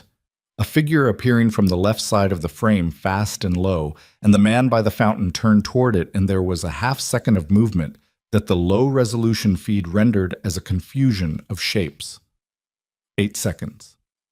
Roman hit the service exit door, and it opened onto the side path, and the night air hit them, cold and wet, the rain having started again sometime in the last 20 minutes, thin and needling, and Roman turned hard right toward the East Garden, and Serafina came through the door behind him, and she held the phone up and looked at the feed, And the timer stopped.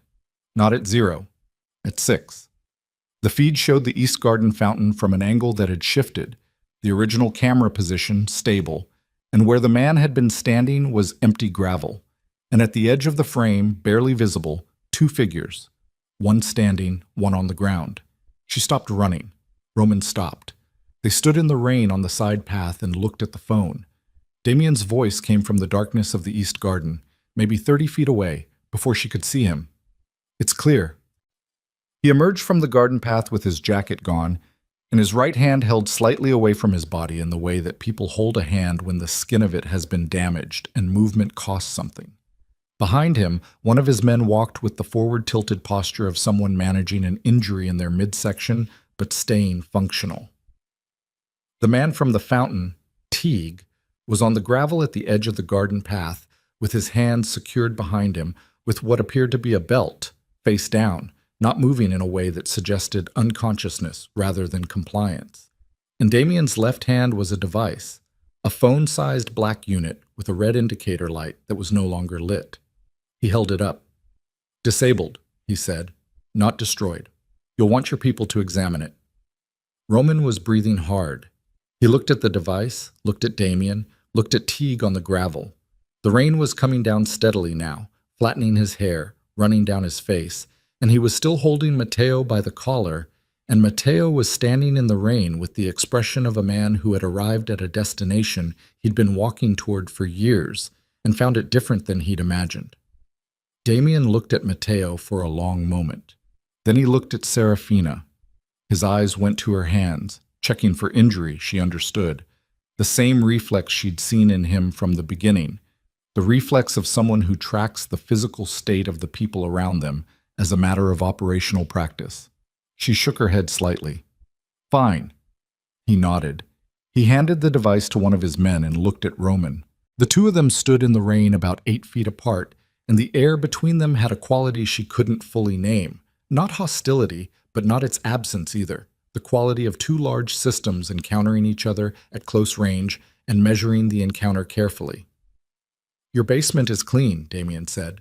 "Whatever he had placed down there. We found it at 10 this morning when we swept. My people removed it and replaced it with an inert replica so the surveillance feed wouldn't show a disturbance." Roman looked at him. "I didn't tell you," Damien said, "because at 10 this morning I didn't know the full shape of the network. I needed today to confirm Aguilar and Brennan's involvement before I moved. If I'd shown my hand early and Vescari's people had eyes on the situation." "You could have told me," Roman said. "And you would have moved immediately," Damien said. "The way you moved just now, into the basement with 2 hands and no full picture." He paused. "Your wife understood that. That's why she told me to wait." Roman turned his head and looked at Serafina. She stood in the rain in her gray sweater with her hair plastered to the sides of her face and the phone still in her hand, and she looked back at him and said nothing because there was nothing that needed to be said at this particular moment. And after a moment, Roman turned back to Matteo. "We're going inside," Roman said to him. Matteo nodded. He looked, in the rain, very old.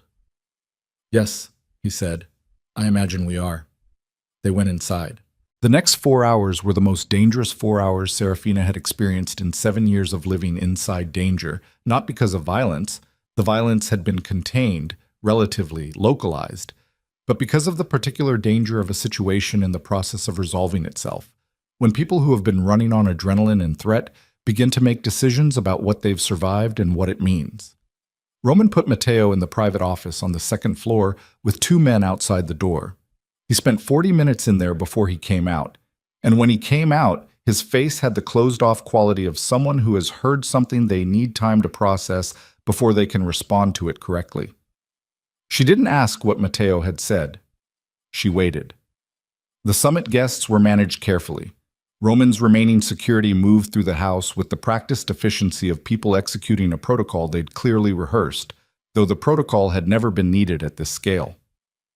Guests were directed to the upper floor gathering rooms with explanations about a security precaution, a phrase that in their world carried enough weight and asked for enough professional courtesy that no one pushed back openly, Though she could see in the faces of the bosses and captains as they were redirected the particular calculus of men determining whether the situation they were being managed away from was someone else's problem or potentially their own.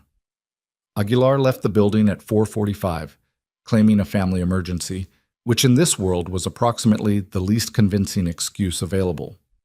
Roman let him go. When she asked him about it later, he said, "I know where Aguilar sleeps," with a flatness that foreclosed further discussion. Brennan stayed. She didn't know whether that was courage or miscalculation, or whether Brennan had read the situation correctly enough to understand that leaving looked worse than remaining, and she watched him across the upper floor gathering room for an hour, watched him maintain a performance of normalcy so disciplined it would have been impressive if it hadn't been so desperate. Damien moved through the evening with the same unhurried economy he brought to everything. His hand had been cleaned and wrapped. 2 of his knuckles had split during the encounter in the garden. She'd seen the bandaging when he came back inside. And he operated with the slight, careful way of someone managing a peripheral injury while keeping it out of their movement pattern. He spoke privately with Roman for 20 minutes in the East drawing room at 6. She wasn't in the room for that conversation. She was instead sitting in the library. The room she'd claimed 7 years ago. The room where this had actually started the night before, though the starting felt much longer ago than that. She sat in the chair by the window with a glass of wine she wasn't drinking and listened to the rain against the glass and let herself feel, for the first time since 6 in the morning, the full accumulated weight of the day. It came in increments. The tension in her shoulders that she hadn't noticed accumulating, the low persistent ache at the base of her neck from the sustained vigilance of the last 18 hours, the way her hands, now that she looked at them in her lap, had a faint tremor in them that hadn't been there this morning. She was not all right, exactly. She was functional. Those were different things. The door opened and Roman came in. He came in differently than he usually came into rooms, without the performance, without the entering quality of a man who understood that his entrance changed the shape of any space he occupied. He just came in and pulled the door shut behind him, and stood for a moment looking at the room before he looked at her. "Matteo told me," he said. He crossed to the drinks cabinet and poured himself something and didn't drink it, just held it. "He told me everything, the full timeline, how long he'd been building the network, the things he managed without my knowledge." He paused. "The things he created that I attributed to other sources." She waited. 3 years ago, Roman said. "The Calumet situation. I thought it was Hendricks moving against us. I had Hendricks dealt with." He looked at the glass in his hand. Hendricks had nothing to do with it. Matteo manufactured it. He wanted a specific piece of the South Side operation cleared of independent oversight, and he manufactured a threat that I responded to by eliminating the person positioned to provide that oversight. He set the glass down. "I killed a man for something he didn't do." The room was quiet. "That's the thing about Matteo," he said. It wasn't absolution he was looking for, she understood. He wasn't telling her this to be relieved of it. He was telling her because she was the person in this house who had been paying attention, and because for the first time in 7 years he was treating that as the relevant fact. He knew exactly which buttons to push. He knew how I think. He spent 9 years learning how I think, and then he used it against me, and I didn't see it. He paused. "You saw it." "I didn't see all of it," she said. "I saw pieces." "You saw enough to save 26 people tonight." She looked at him. He was looking back at her with that expression, the one she still couldn't fully name, the one that had been appearing and disappearing on his face since the previous evening, like something surfacing and submerging. "I should have," he started. "Don't," she said. Not harshly, just cleanly, the way she'd been speaking all day, from the place she'd found and stayed in. "Not tonight. We're both too tired for that conversation to go the way it needs to go." He looked at her for a moment. Then he nodded once, which was, she understood, the most significant concession Roman Moretti knew how to make. He picked up his glass and left the library. She sat alone for another 20 minutes, and then she went upstairs and changed out of the gray sweater, which was still damp from the rain, and put on something dry and stood at the bedroom window and looked at the estate grounds below.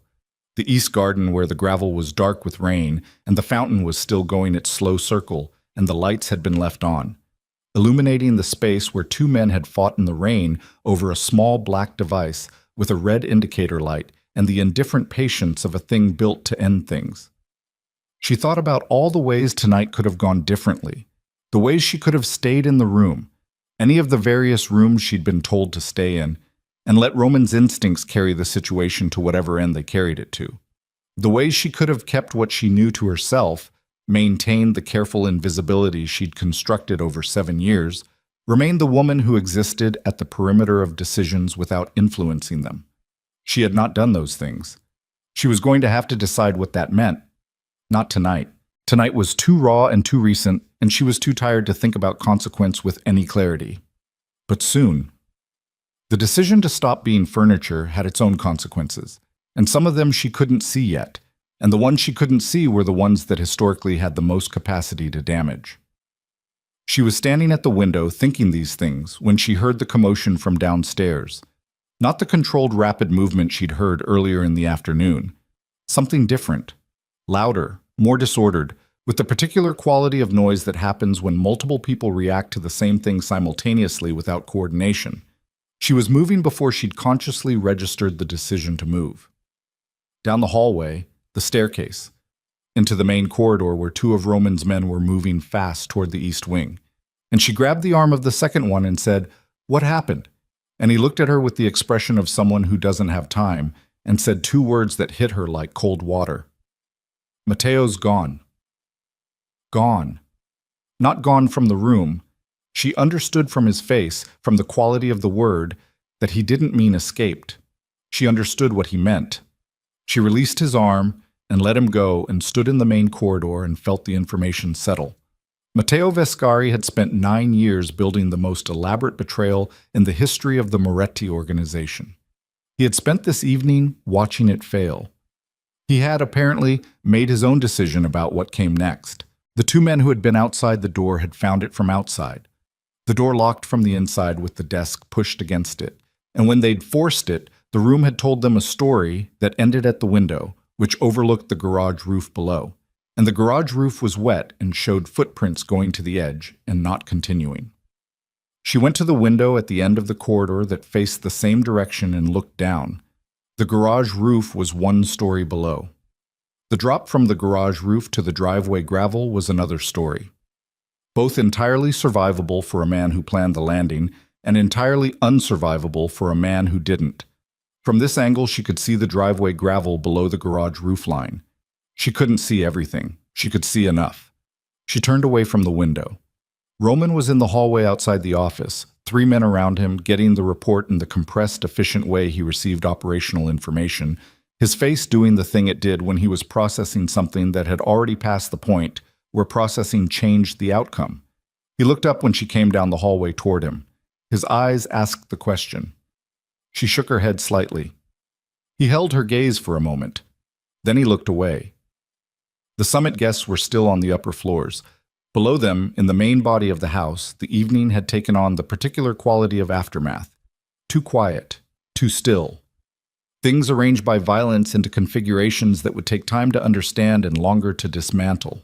She found Damien in the east drawing room at 9 p.m., sitting with a glass of something, and his bandaged hand resting on the arm of the chair, and his eyes looking at the middle distance in the way of someone replaying a sequence of events to check whether they could have gone differently. She sat in the chair across from him. "He's dead," she said. Damien looked at her. "I know.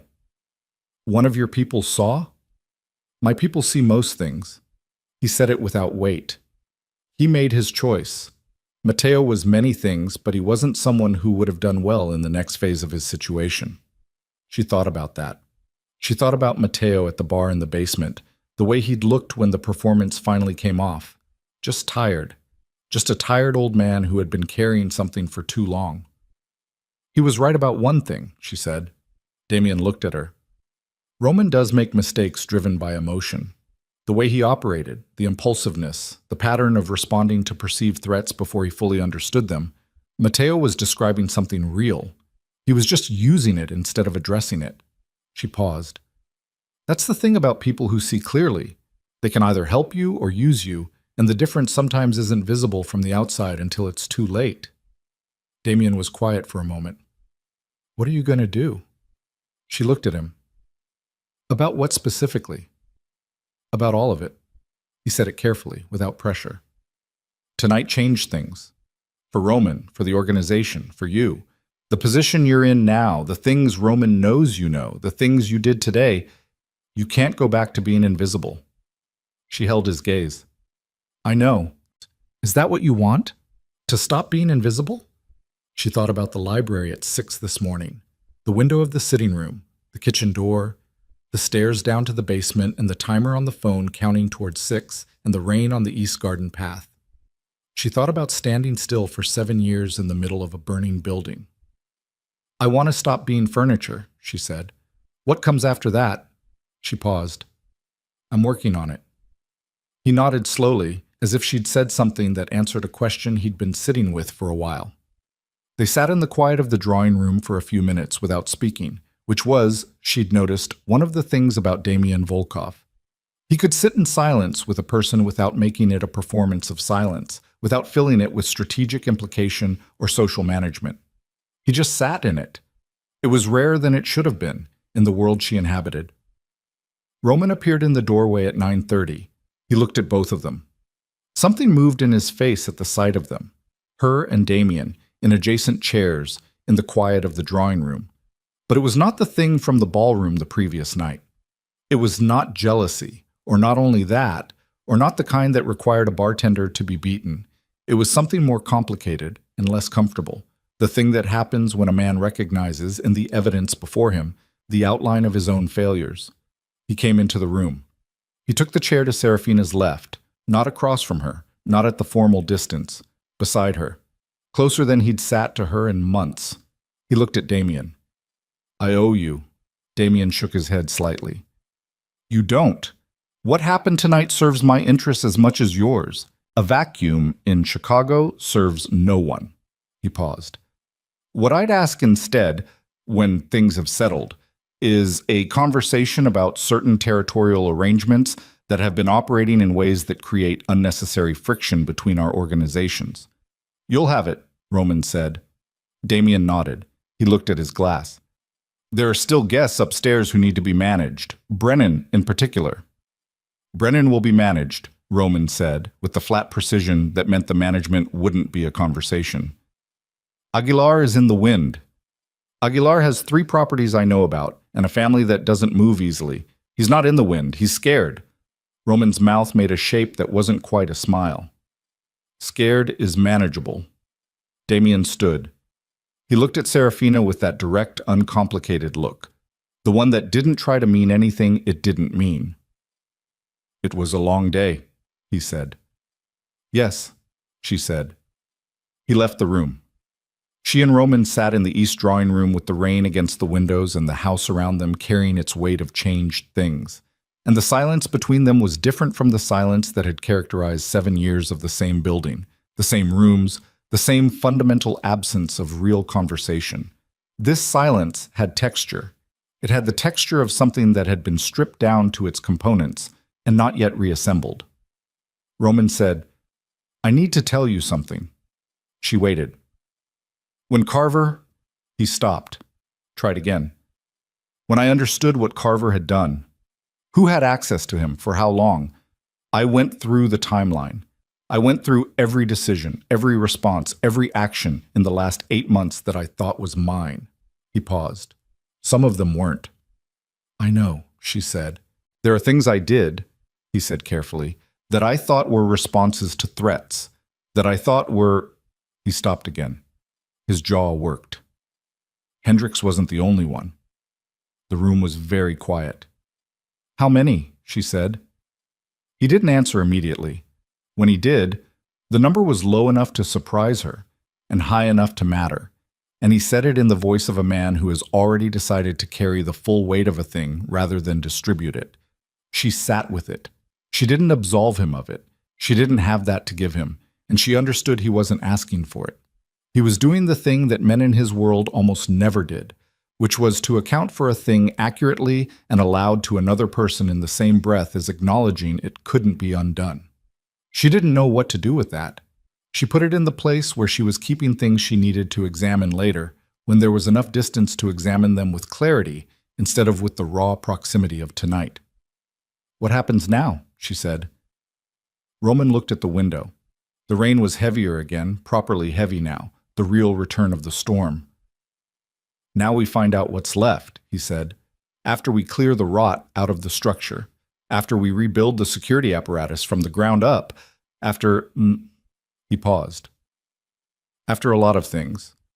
The organization," she said. "Or us." He turned and looked at her. The question had been precise, and she'd intended it precisely, and he heard it precisely. She could see it land in his face. "Both," he said. She looked at him. She looked at the window. She thought about 7 years and what they cost, and whether cost was the right frame at all, whether some things weren't cost so much as formations, the way pressure forms things, not only destroys them. She thought about the stairs down to the basement and the timer reading 6. She thought about choices. "I need you to understand something," she said. "If we're talking about after, if that's a real conversation and not a performance of a conversation, then what comes after cannot look like what came before. I cannot go back to being the woman at the end of the table." She paused. "I won't." Roman held her gaze. His eyes had that quality again, the surfacing quality, the thing coming up from underneath the management and the performance and the armor of 46 years of building himself into something that fear respected. "I know," he said. "Do you?" "I know," he said again, and the second time it was different from the first, quieter, more certain, the difference between a man saying a thing because it's expected and a man saying a thing because he's arrived at it through damage and found it to be true. She looked at him for a long moment. Outside, the rain was hammering the estate. The whole dark weight of the storm returned, and the house around them held its complicated silence. And somewhere upstairs, the summit guests were waiting for direction, and across the city, the organizations that had convened here this weekend were about to receive news that would reshape the landscape they operated in, and the next days and weeks and months were going to require more from both of them than anything the previous 7 years had required. She was tired. She was more tired than she had words for. Her neck ached and her hand still had that faint tremor, and she had been running on alertness and cold certainty since 6 in the morning, and it was past 10 at night, and the certainty was beginning to wear its own edges soft. But underneath the tiredness, something else was present, something she recognized from a long time ago, from before this house, and this marriage, and 7 years of careful, invisible survival. She recognized it as being awake. Actually awake, in the full sense, in a way that meant the world was pressing against her with its full weight, and she was pressing back. She didn't know yet what she was going to build from this. She didn't know what Roman was capable of becoming, whether the thing she'd seen in his face tonight was a genuine emergence or a performance so deep, even he couldn't tell the difference. She didn't know whether a marriage built on the architecture of control and neglect could be rebuilt on anything that deserved a different name. What she knew was that she was no longer waiting to find out. Roman stood. He held out his hand. Not the gesture of the previous evening's summit performance, not the formal offer of a man presenting his wife to a room. Just a hand, extended, with something in it that asked rather than directed. She looked at it. She looked at him. The rain came down and the house held its breath, and Serafina Moretti, who had spent 7 years learning to be still, made a choice that was not the same choice she would have made yesterday. She took his hand. Not with warmth, not yet. The warmth was somewhere further down the road, and she was honest enough with herself to know that roads like this one were long and had bad weather on them, and the destination wasn't guaranteed. She took his hand the way you take hold of something you're not sure will hold your weight, with a grip that was testing as much as it was accepting. Roman's fingers closed around hers. He didn't pull her toward him or make anything theatrical of it. He just held on. And that, she thought, was perhaps the most honest thing he'd done in 7 years. They stood there in the east drawing room with the rain coming down outside and the house full of men waiting for direction, and after a moment Roman released her hand and said quietly, "I need to go deal with Brennan." "I know," she said. "I'll be an hour." "I'll be here." He nodded once and left. She sat back down and looked at the window and listened to the storm work itself out against the glass, and she breathed, and she let the night settle into its proper shape around her, and she waited. The next morning arrived gray and exhausted, the sky the color of something that had been wrung out. The rain had stopped around 3, but left everything it touched darker than before. The limestone face of the estate, the gravel paths, the ornamental garden with its battered hedges, and its fountain still going its patient circle in water that was brown with runoff. Serafina woke at 7 in a bed she'd slept in alone, which was not unusual, and lay for a moment with the ceiling above her and took inventory of her body the way you do after a day that cost something physical. The stiffness in her neck, the ache across her shoulders, the place on her left palm where the edge of the monitoring console had caught her when she'd reached past Carver to look at the screens. A shallow scrape, not significant. She'd had worse from rose bushes. She got up and dressed without ceremony and went downstairs. The house was different in the morning. The summit guests had been managed through the night. Most had departed before midnight under various pretexts, the protocol of men who understood that when a situation changes shape, the correct response is to remove yourself from it cleanly and ask questions later from a safe distance. Brennan had left at 11:15, escorted to his car by 2 of Roman's men who were not there to assist with his luggage. She'd watched from the upper floor window. The estate felt this morning like a room after a large piece of furniture has been removed, spacious in a way that kept announcing itself, the eye moving to the absence. She found Roman in the kitchen at 7:30, which was the last place she would have expected to find him. He was standing at the counter with a cup of coffee and a folder of papers, and he was wearing a suit jacket over a shirt that he'd clearly slept in, which meant he hadn't slept much. He looked up when she came in, and there was a moment, just a moment, of the old reflex, the old Roman who would have registered her arrival and assigned it a function, but it passed, and what replaced it was something simpler and less managed. "Coffee," he said, nodding toward the pot. She poured herself a cup and looked at the folder. "What is that?" "Organizational review." He closed it. "Starting from the ground up. Security structure, financial oversight, operational chains of command." He paused. "Carver's replacement needs to be someone who wasn't in Carver's network, which means someone from outside the current structure entirely." "Damien may have a name," she said. Roman looked at her. "You trust his recommendations." "I trust that his interests and ours align right now," she said, "which is a different thing and more durable." He considered that. "I'll ask him before he leaves." "When is he leaving?"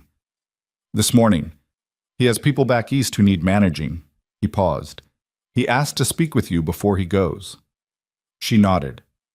She drank her coffee and looked out the kitchen window at the estate grounds, wet and heavy in the gray morning light, and thought about how different it looked from 6 yesterday morning when she'd stood in the east garden with 2 strong coffee and the feeling of a woman walking toward something she couldn't yet see the full shape of. She could see more of it now. Not all of it, but more. "The Hendricks matter," she said. She said it without preamble because there was no useful preamble for it. Roman's hands on the folder went still. "And the others," she said. "What you told me last night." A long pause. Outside, a bird moved through the wet garden, low and fast, gone before she could identify it. "There are 3 families," Roman said, "directly affected." His voice was flat and factual, the voice he used when emotion would compromise the accuracy of what he was saying. "I'm going to make arrangements, financial arrangements, not as reparation. That's not a word that means anything in this world, and I'm not going to pretend it does. But as acknowledgement that something was taken from them that I am responsible for taking." She looked at him. "That's not nothing." "It's not enough either." "No," she said. "It's not." They stood in the kitchen in the gray morning and held that between them, the weight of it, the irreducible fact of it, and neither of them tried to make it lighter than it was, which was, she understood, the only way to carry a thing like that. You didn't lighten it. You just decided whether you were going to carry it or put it down, and what it said about you was which choice you made. Roman made the choice she could see in his face, and she didn't comment on it. She just noted it and filed it in the place where she was keeping the information she would use to decide over the coming months what kind of man he was actually becoming versus what kind of man he was performing becoming. She found Damien in the entrance foyer at 8:15. his jacket on and his people positioned near the door in the way that meant departure was imminent. His right hand was still bandaged. In the morning light, she could see the full extent of the bruising along his cheekbone, something she hadn't registered last night in the dark of the garden path, a deep purple-green that would be spectacular in 2 days and would take 2 weeks to clear. "You look terrible," she said. "You look like someone who slept 3 hours." "4," she said. "Almost." He almost smiled. "How is the hand?" She showed him the palm. He looked at it the way he looked at most things, directly, without making anything of it, and nodded. "Serafina," he said. He said her name the way he'd said it from the beginning, without softening or formality, just the name itself as a means of addressing her specifically and completely. "I want to say something before I go." "All right." "What you did yesterday. Not the information, not the operational judgment, though both of those mattered. I mean the specific thing of choosing to act on it, of deciding that knowing something created an obligation to use it." He paused. He was looking at her with those dark, steady eyes that didn't try to mean more than they meant. "In my experience, that's the decision most people can't make. They see the shape of a situation clearly, and they choose not to act on what they see because acting means consequences, and consequences mean risk, and risk is not preferable to the comfort of inaction." He paused again. "You didn't make that choice." "I had a lot of time to get tired of inaction," she said. "Maybe, but being tired of something isn't the same as being capable of something different." He held her gaze. "You should know what you are. Whatever comes next, whatever you decide to do with what happened yesterday, and what it means for your position here, you should know that clearly." She looked at him. She felt something move in her chest. Not the complicated warmth from 2 nights ago in the ballroom, not attraction, though that had been real enough in its own quiet way. Something more considered than that. The particular feeling of being seen by someone who had no investment in seeing you incorrectly. "Thank you," she said, "for coming." "I came for business reasons," he said. The slight quality in his expression that wasn't quite a smile was there again.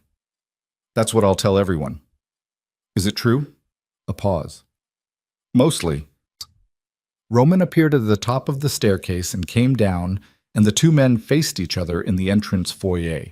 The second time in 48 hours they'd been in the same frame, and the quality of it was entirely different from the ballroom, from the charged symbolic weight of that first encounter. They were, she understood watching them, something close to equals in the way that certain men become equals. Not through similarity, but through mutual recognition of a specific kind of capability. Roman extended his hand. Damien took it. "The conversation about territorial arrangements," Roman said. "Name the time." 2 weeks. Chicago or New York, your preference." "Chicago." Roman paused. "Bring your financial people." "I will." Damien looked at him for a moment. "For what it's worth. The kiss. The first night." Roman's jaw moved. "What about it?" "It wasn't a challenge," Damien said. "I know how it read. I know what you thought. I want you to know it wasn't that." He glanced briefly at Serafina. Just briefly. Just enough. "I'd been in this house for 4 hours, and I'd watched what I watched, and I made a choice about how I was going to treat her. That's all it was." Roman held his gaze for a moment. Something moved through his expression that was complex and not entirely comfortable and entirely honest. "I know," Roman said. "Do you?" "I know what it was," Roman said. "And I know what it wasn't. And I know why you did it. And I know what it cost me to watch it, and what it means that it cost me." He paused. "I'm still working out what to do with all of that." Damien nodded. "That's the right answer," he said. He looked at Serafina one last time. He didn't kiss her hand. He just looked at her with those steady dark eyes and gave her a nod that carried everything it needed to carry without needing to carry more. Then he walked out the front door, and his people followed him, and the door closed, and the entrance foyer was quiet with the particular quiet of a space that has just been vacated by someone whose presence it won't entirely lose for a while. Roman stood beside her in the foyer, and they both looked at the closed door. "He's a good man," Roman said. The words came out with the slight difficulty of words a person isn't accustomed to saying about people they initially regarded as threats. Yes, she said. He is. Roman looked at her. Are you all right? She considered the question with the seriousness it deserved. Her neck still ached. The scrape on her palm stung in a low, persistent way. She was tired in a manner that 4 hours of sleep hadn't touched and wouldn't, not for several days, the kind of tired that lived in the deeper tissues and needed more than rest to clear. I will be, she said. He nodded. That was the right answer for this morning, and they both understood that it was, and they left it there. The weeks that followed were the hardest and the most necessary work Serafina had done in 7 years of living inside this organization. Roman meant what he'd said in the kitchen. She watched him mean it, which was the part she'd needed to see. Not the statement of intention, but the sustained daily evidence of it, the thing that either continued to be true under pressure or revealed itself as performance when pressure mounted. She watched him over days and then weeks, and what she observed was imperfect and sometimes infuriating and entirely consistent with a man who was genuinely attempting to change a structure rather than redecorate its surface. He brought her into the organizational review, not symbolically, not seated in the room while the real discussion happened in coded language she was meant not to follow. He brought her in the way you bring in someone whose judgment you've decided to trust, which meant asking for it and then being willing to receive it when it contradicted what he already thought. She didn't always make it easy. She asked the questions that were inconvenient and pointed at the inconsistencies that were easier to paper over, because she had spent 7 years learning the architecture of this organization from the outside, and she could see the load-bearing walls more clearly than the men who'd built the rooms couldn't see them anymore. Some of those conversations were uncomfortable. Some of them ended with Roman leaving the room and coming back 20 minutes later when he'd done whatever he did with anger that couldn't go anywhere productive. He always came back. That was the thing she kept returning to in her own private accounting of who he was and who he was becoming. He always came back and engaged again. And the second engagement was always more honest than the first because whatever he'd done in the 20 minutes had not been the construction of a better defense, but the abandonment of the one he'd started with. She rebuilt her own position in that space, carefully, without performance, the way she'd learned everything, by watching what was real and responding to that rather than to what it was supposed to be. Matteo's network was dismantled over the course of 3 weeks by a team Roman assembled from outside the existing structure, 2 of whom came from Damien's recommendation. She sat in on the debriefs. She listened to the full architecture of what Matteo had built, and she listened without flinching, which required more from her than she'd expected, because the full architecture included things she hadn't known and hadn't calculated for. And some of those things were things done to people in this organization who hadn't deserved what was done to them and whose suffering had served a strategic purpose for a man who had sat across from her at this table for 9 years and called her beautiful. She put it in the accounting. The full accounting, not the edited version. The 3 offshore structures were located and frozen through channels that Roman declined to specify to her in detail, which was the one area in which she accepted a limit. Not because she couldn't have pushed, but because she understood there were categories of method in his world that her involvement in would change the nature of her involvement in ways she wasn't prepared to accept. She drew the line there, and he respected it, which was itself new information about what they were building. Aguilar was managed.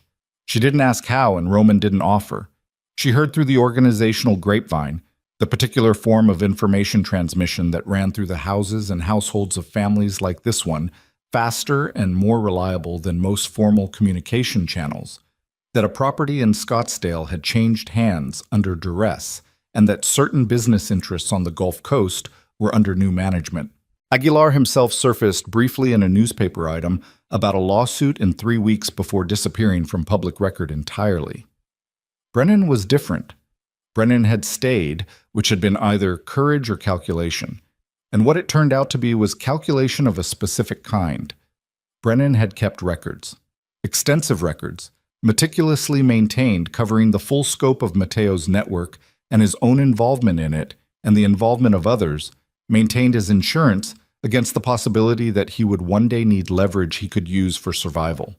He offered those records to Roman in exchange for a structured exit, a withdrawal from operations, a financial settlement, a guarantee of the thing that men in his world valued above most things, which was the ability to stop. Roman took the records. He gave Brennan what he asked for. She had opinions about that. She and Roman had the conversation about those opinions in the study one evening, across the desk, with the particular directness she'd decided was the only mode available to her now that she'd stopped operating in the mode of careful management. She said what she thought. Roman said what he thought.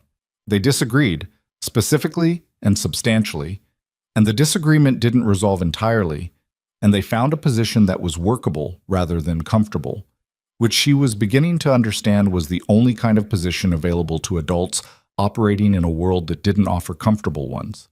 It was, in its own difficult way, the most honest conversation she'd had in this house. She had others. The Carver situation resolved itself through processes she was not involved in and did not ask about, which was the second limit she drew.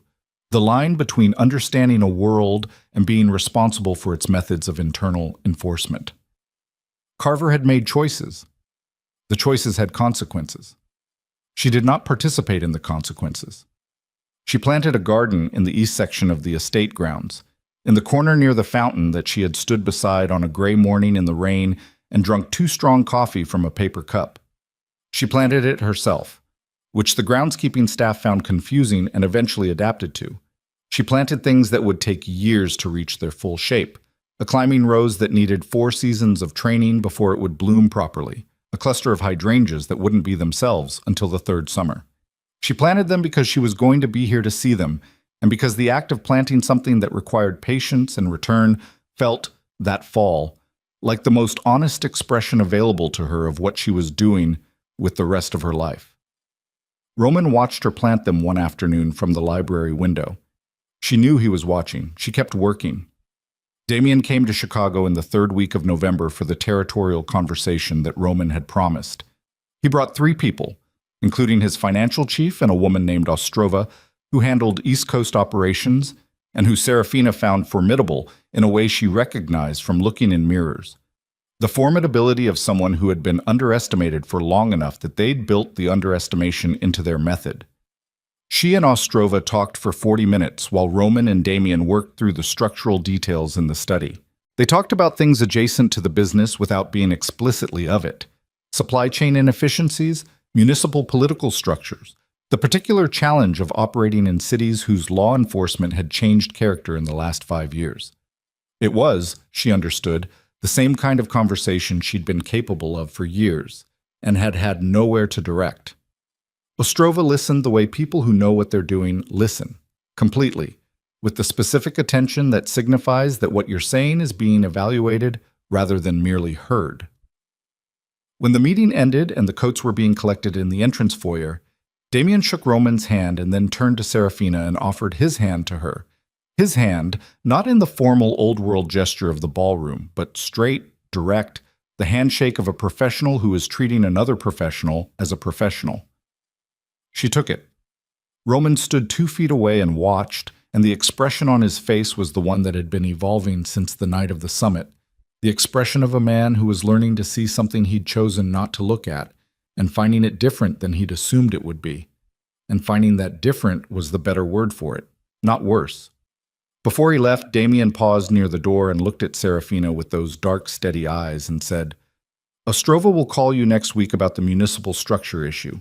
She thinks there's a workable approach, but it needs someone who knows the Chicago political landscape." It was stated as a practical matter, which was exactly what it was. "Tell her Tuesday afternoon," Serafina said. "I'm free after 2. Damien nodded. He left. She stood in the entrance foyer and listened to the cars move down the driveway and thought about what Tuesday afternoon meant in the context of everything. The summit, the basement, the East Garden at 6 in the morning, 7 years of standing at the perimeter of decisions that affected her life without being included in them. Roman came to stand beside her. "He kissed your hand," Roman said. "Again." "He shook my hand," she said. "That's different." Roman was quiet for a moment. "It is different," he said. She looked at him. He was looking at the closed door with the expression of a man doing work that didn't show on the outside. The slow internal reckoning of someone who is changing a deep habit and finding the change incremental, and the increments sometimes very small. "Come have dinner," she said. I'll cook. He turned and looked at her. The expression shifted into something she'd seen before, but not often. The expression of Roman Moretti, slightly surprised by something in his own life, slightly disarmed by it, uncertain in a way that the armored version of him would have eliminated immediately. You cook, he said. I've cooked for 7 years, she said. You've just never been in the kitchen when I did it. He thought about that. She watched it register. One more item in the long inventory of things that had been happening in this house while he was somewhere else being Roman Moretti. All right, he said. She cooked. It was not elaborate. Pasta with a sauce from her mother's recipe, bread, a bottle of wine she chose herself without reference to what the occasion called for or what statement it made.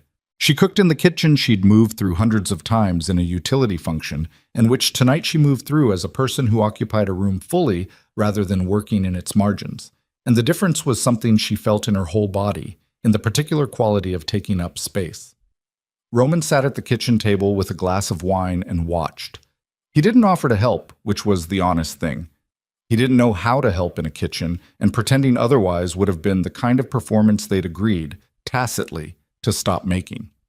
He watched, and he asked her where she'd learned the recipe, and she told him about her mother's kitchen on the south side, the small one in the house where she'd grown up, the specific smell of it, the specific quality of Sunday afternoons in that kitchen when she was 9 years old and her mother was teaching her things she didn't understand were important yet. Roman listened.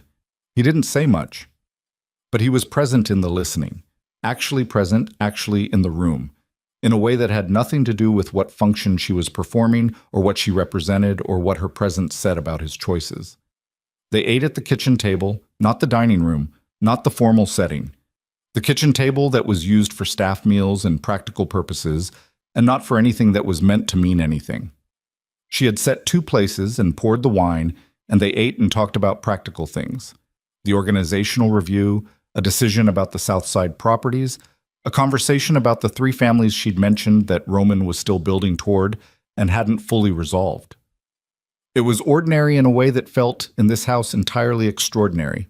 After dinner, Roman poured the last of the wine and they sat with it, and he said without preamble the way she'd noticed he spoke now when he wanted to say something he hadn't rehearsed. I'm going to need you to keep doing what you did, what you've been doing. The organizational review, the Tuesday call with Ostrova, He paused. All of it.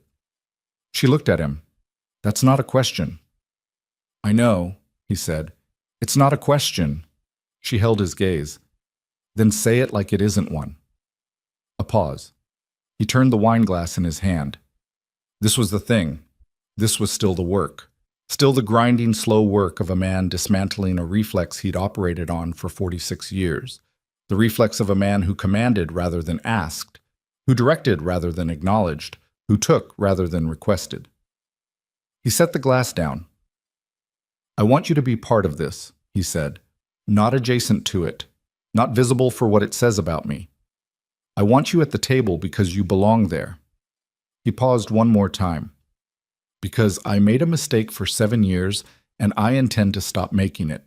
She listened to the words, and she listened underneath them for the quality she'd been listening for since the night of the summit, the thing that distinguished a man changing from a man performing change.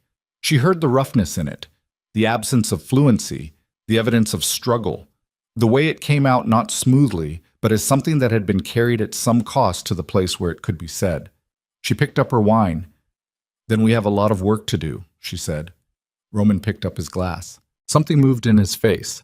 Not the smile of the ballroom, not the performance, but the small private thing that a face does when a person gets something they hadn't been sure they'd get, and the relief of it hasn't fully arrived yet. Yes, he said. We do. She didn't take his hand again that night. There was time for that, or there wasn't, and she'd stopped arranging the future in advance. What she did was stay in the kitchen after dinner while Roman made 2 phone calls at the table, and while she cleaned the pasta pot, she listened to him make them, one to a lawyer, one to a man whose voice she recognized from the organizational review. And she noted that the second call included her name and included a reference to a meeting she hadn't been told about yet and would now apparently be attending. She cleaned the pot and put it away and dried her hands on a kitchen towel and noted all of this without making anything of it immediately, the way she'd learned to note things in this house, carefully, without premature conclusion, with the patience of someone who understood that things become themselves over time and that time was the only honest measure. She went to bed at 11 and slept better than she had in days.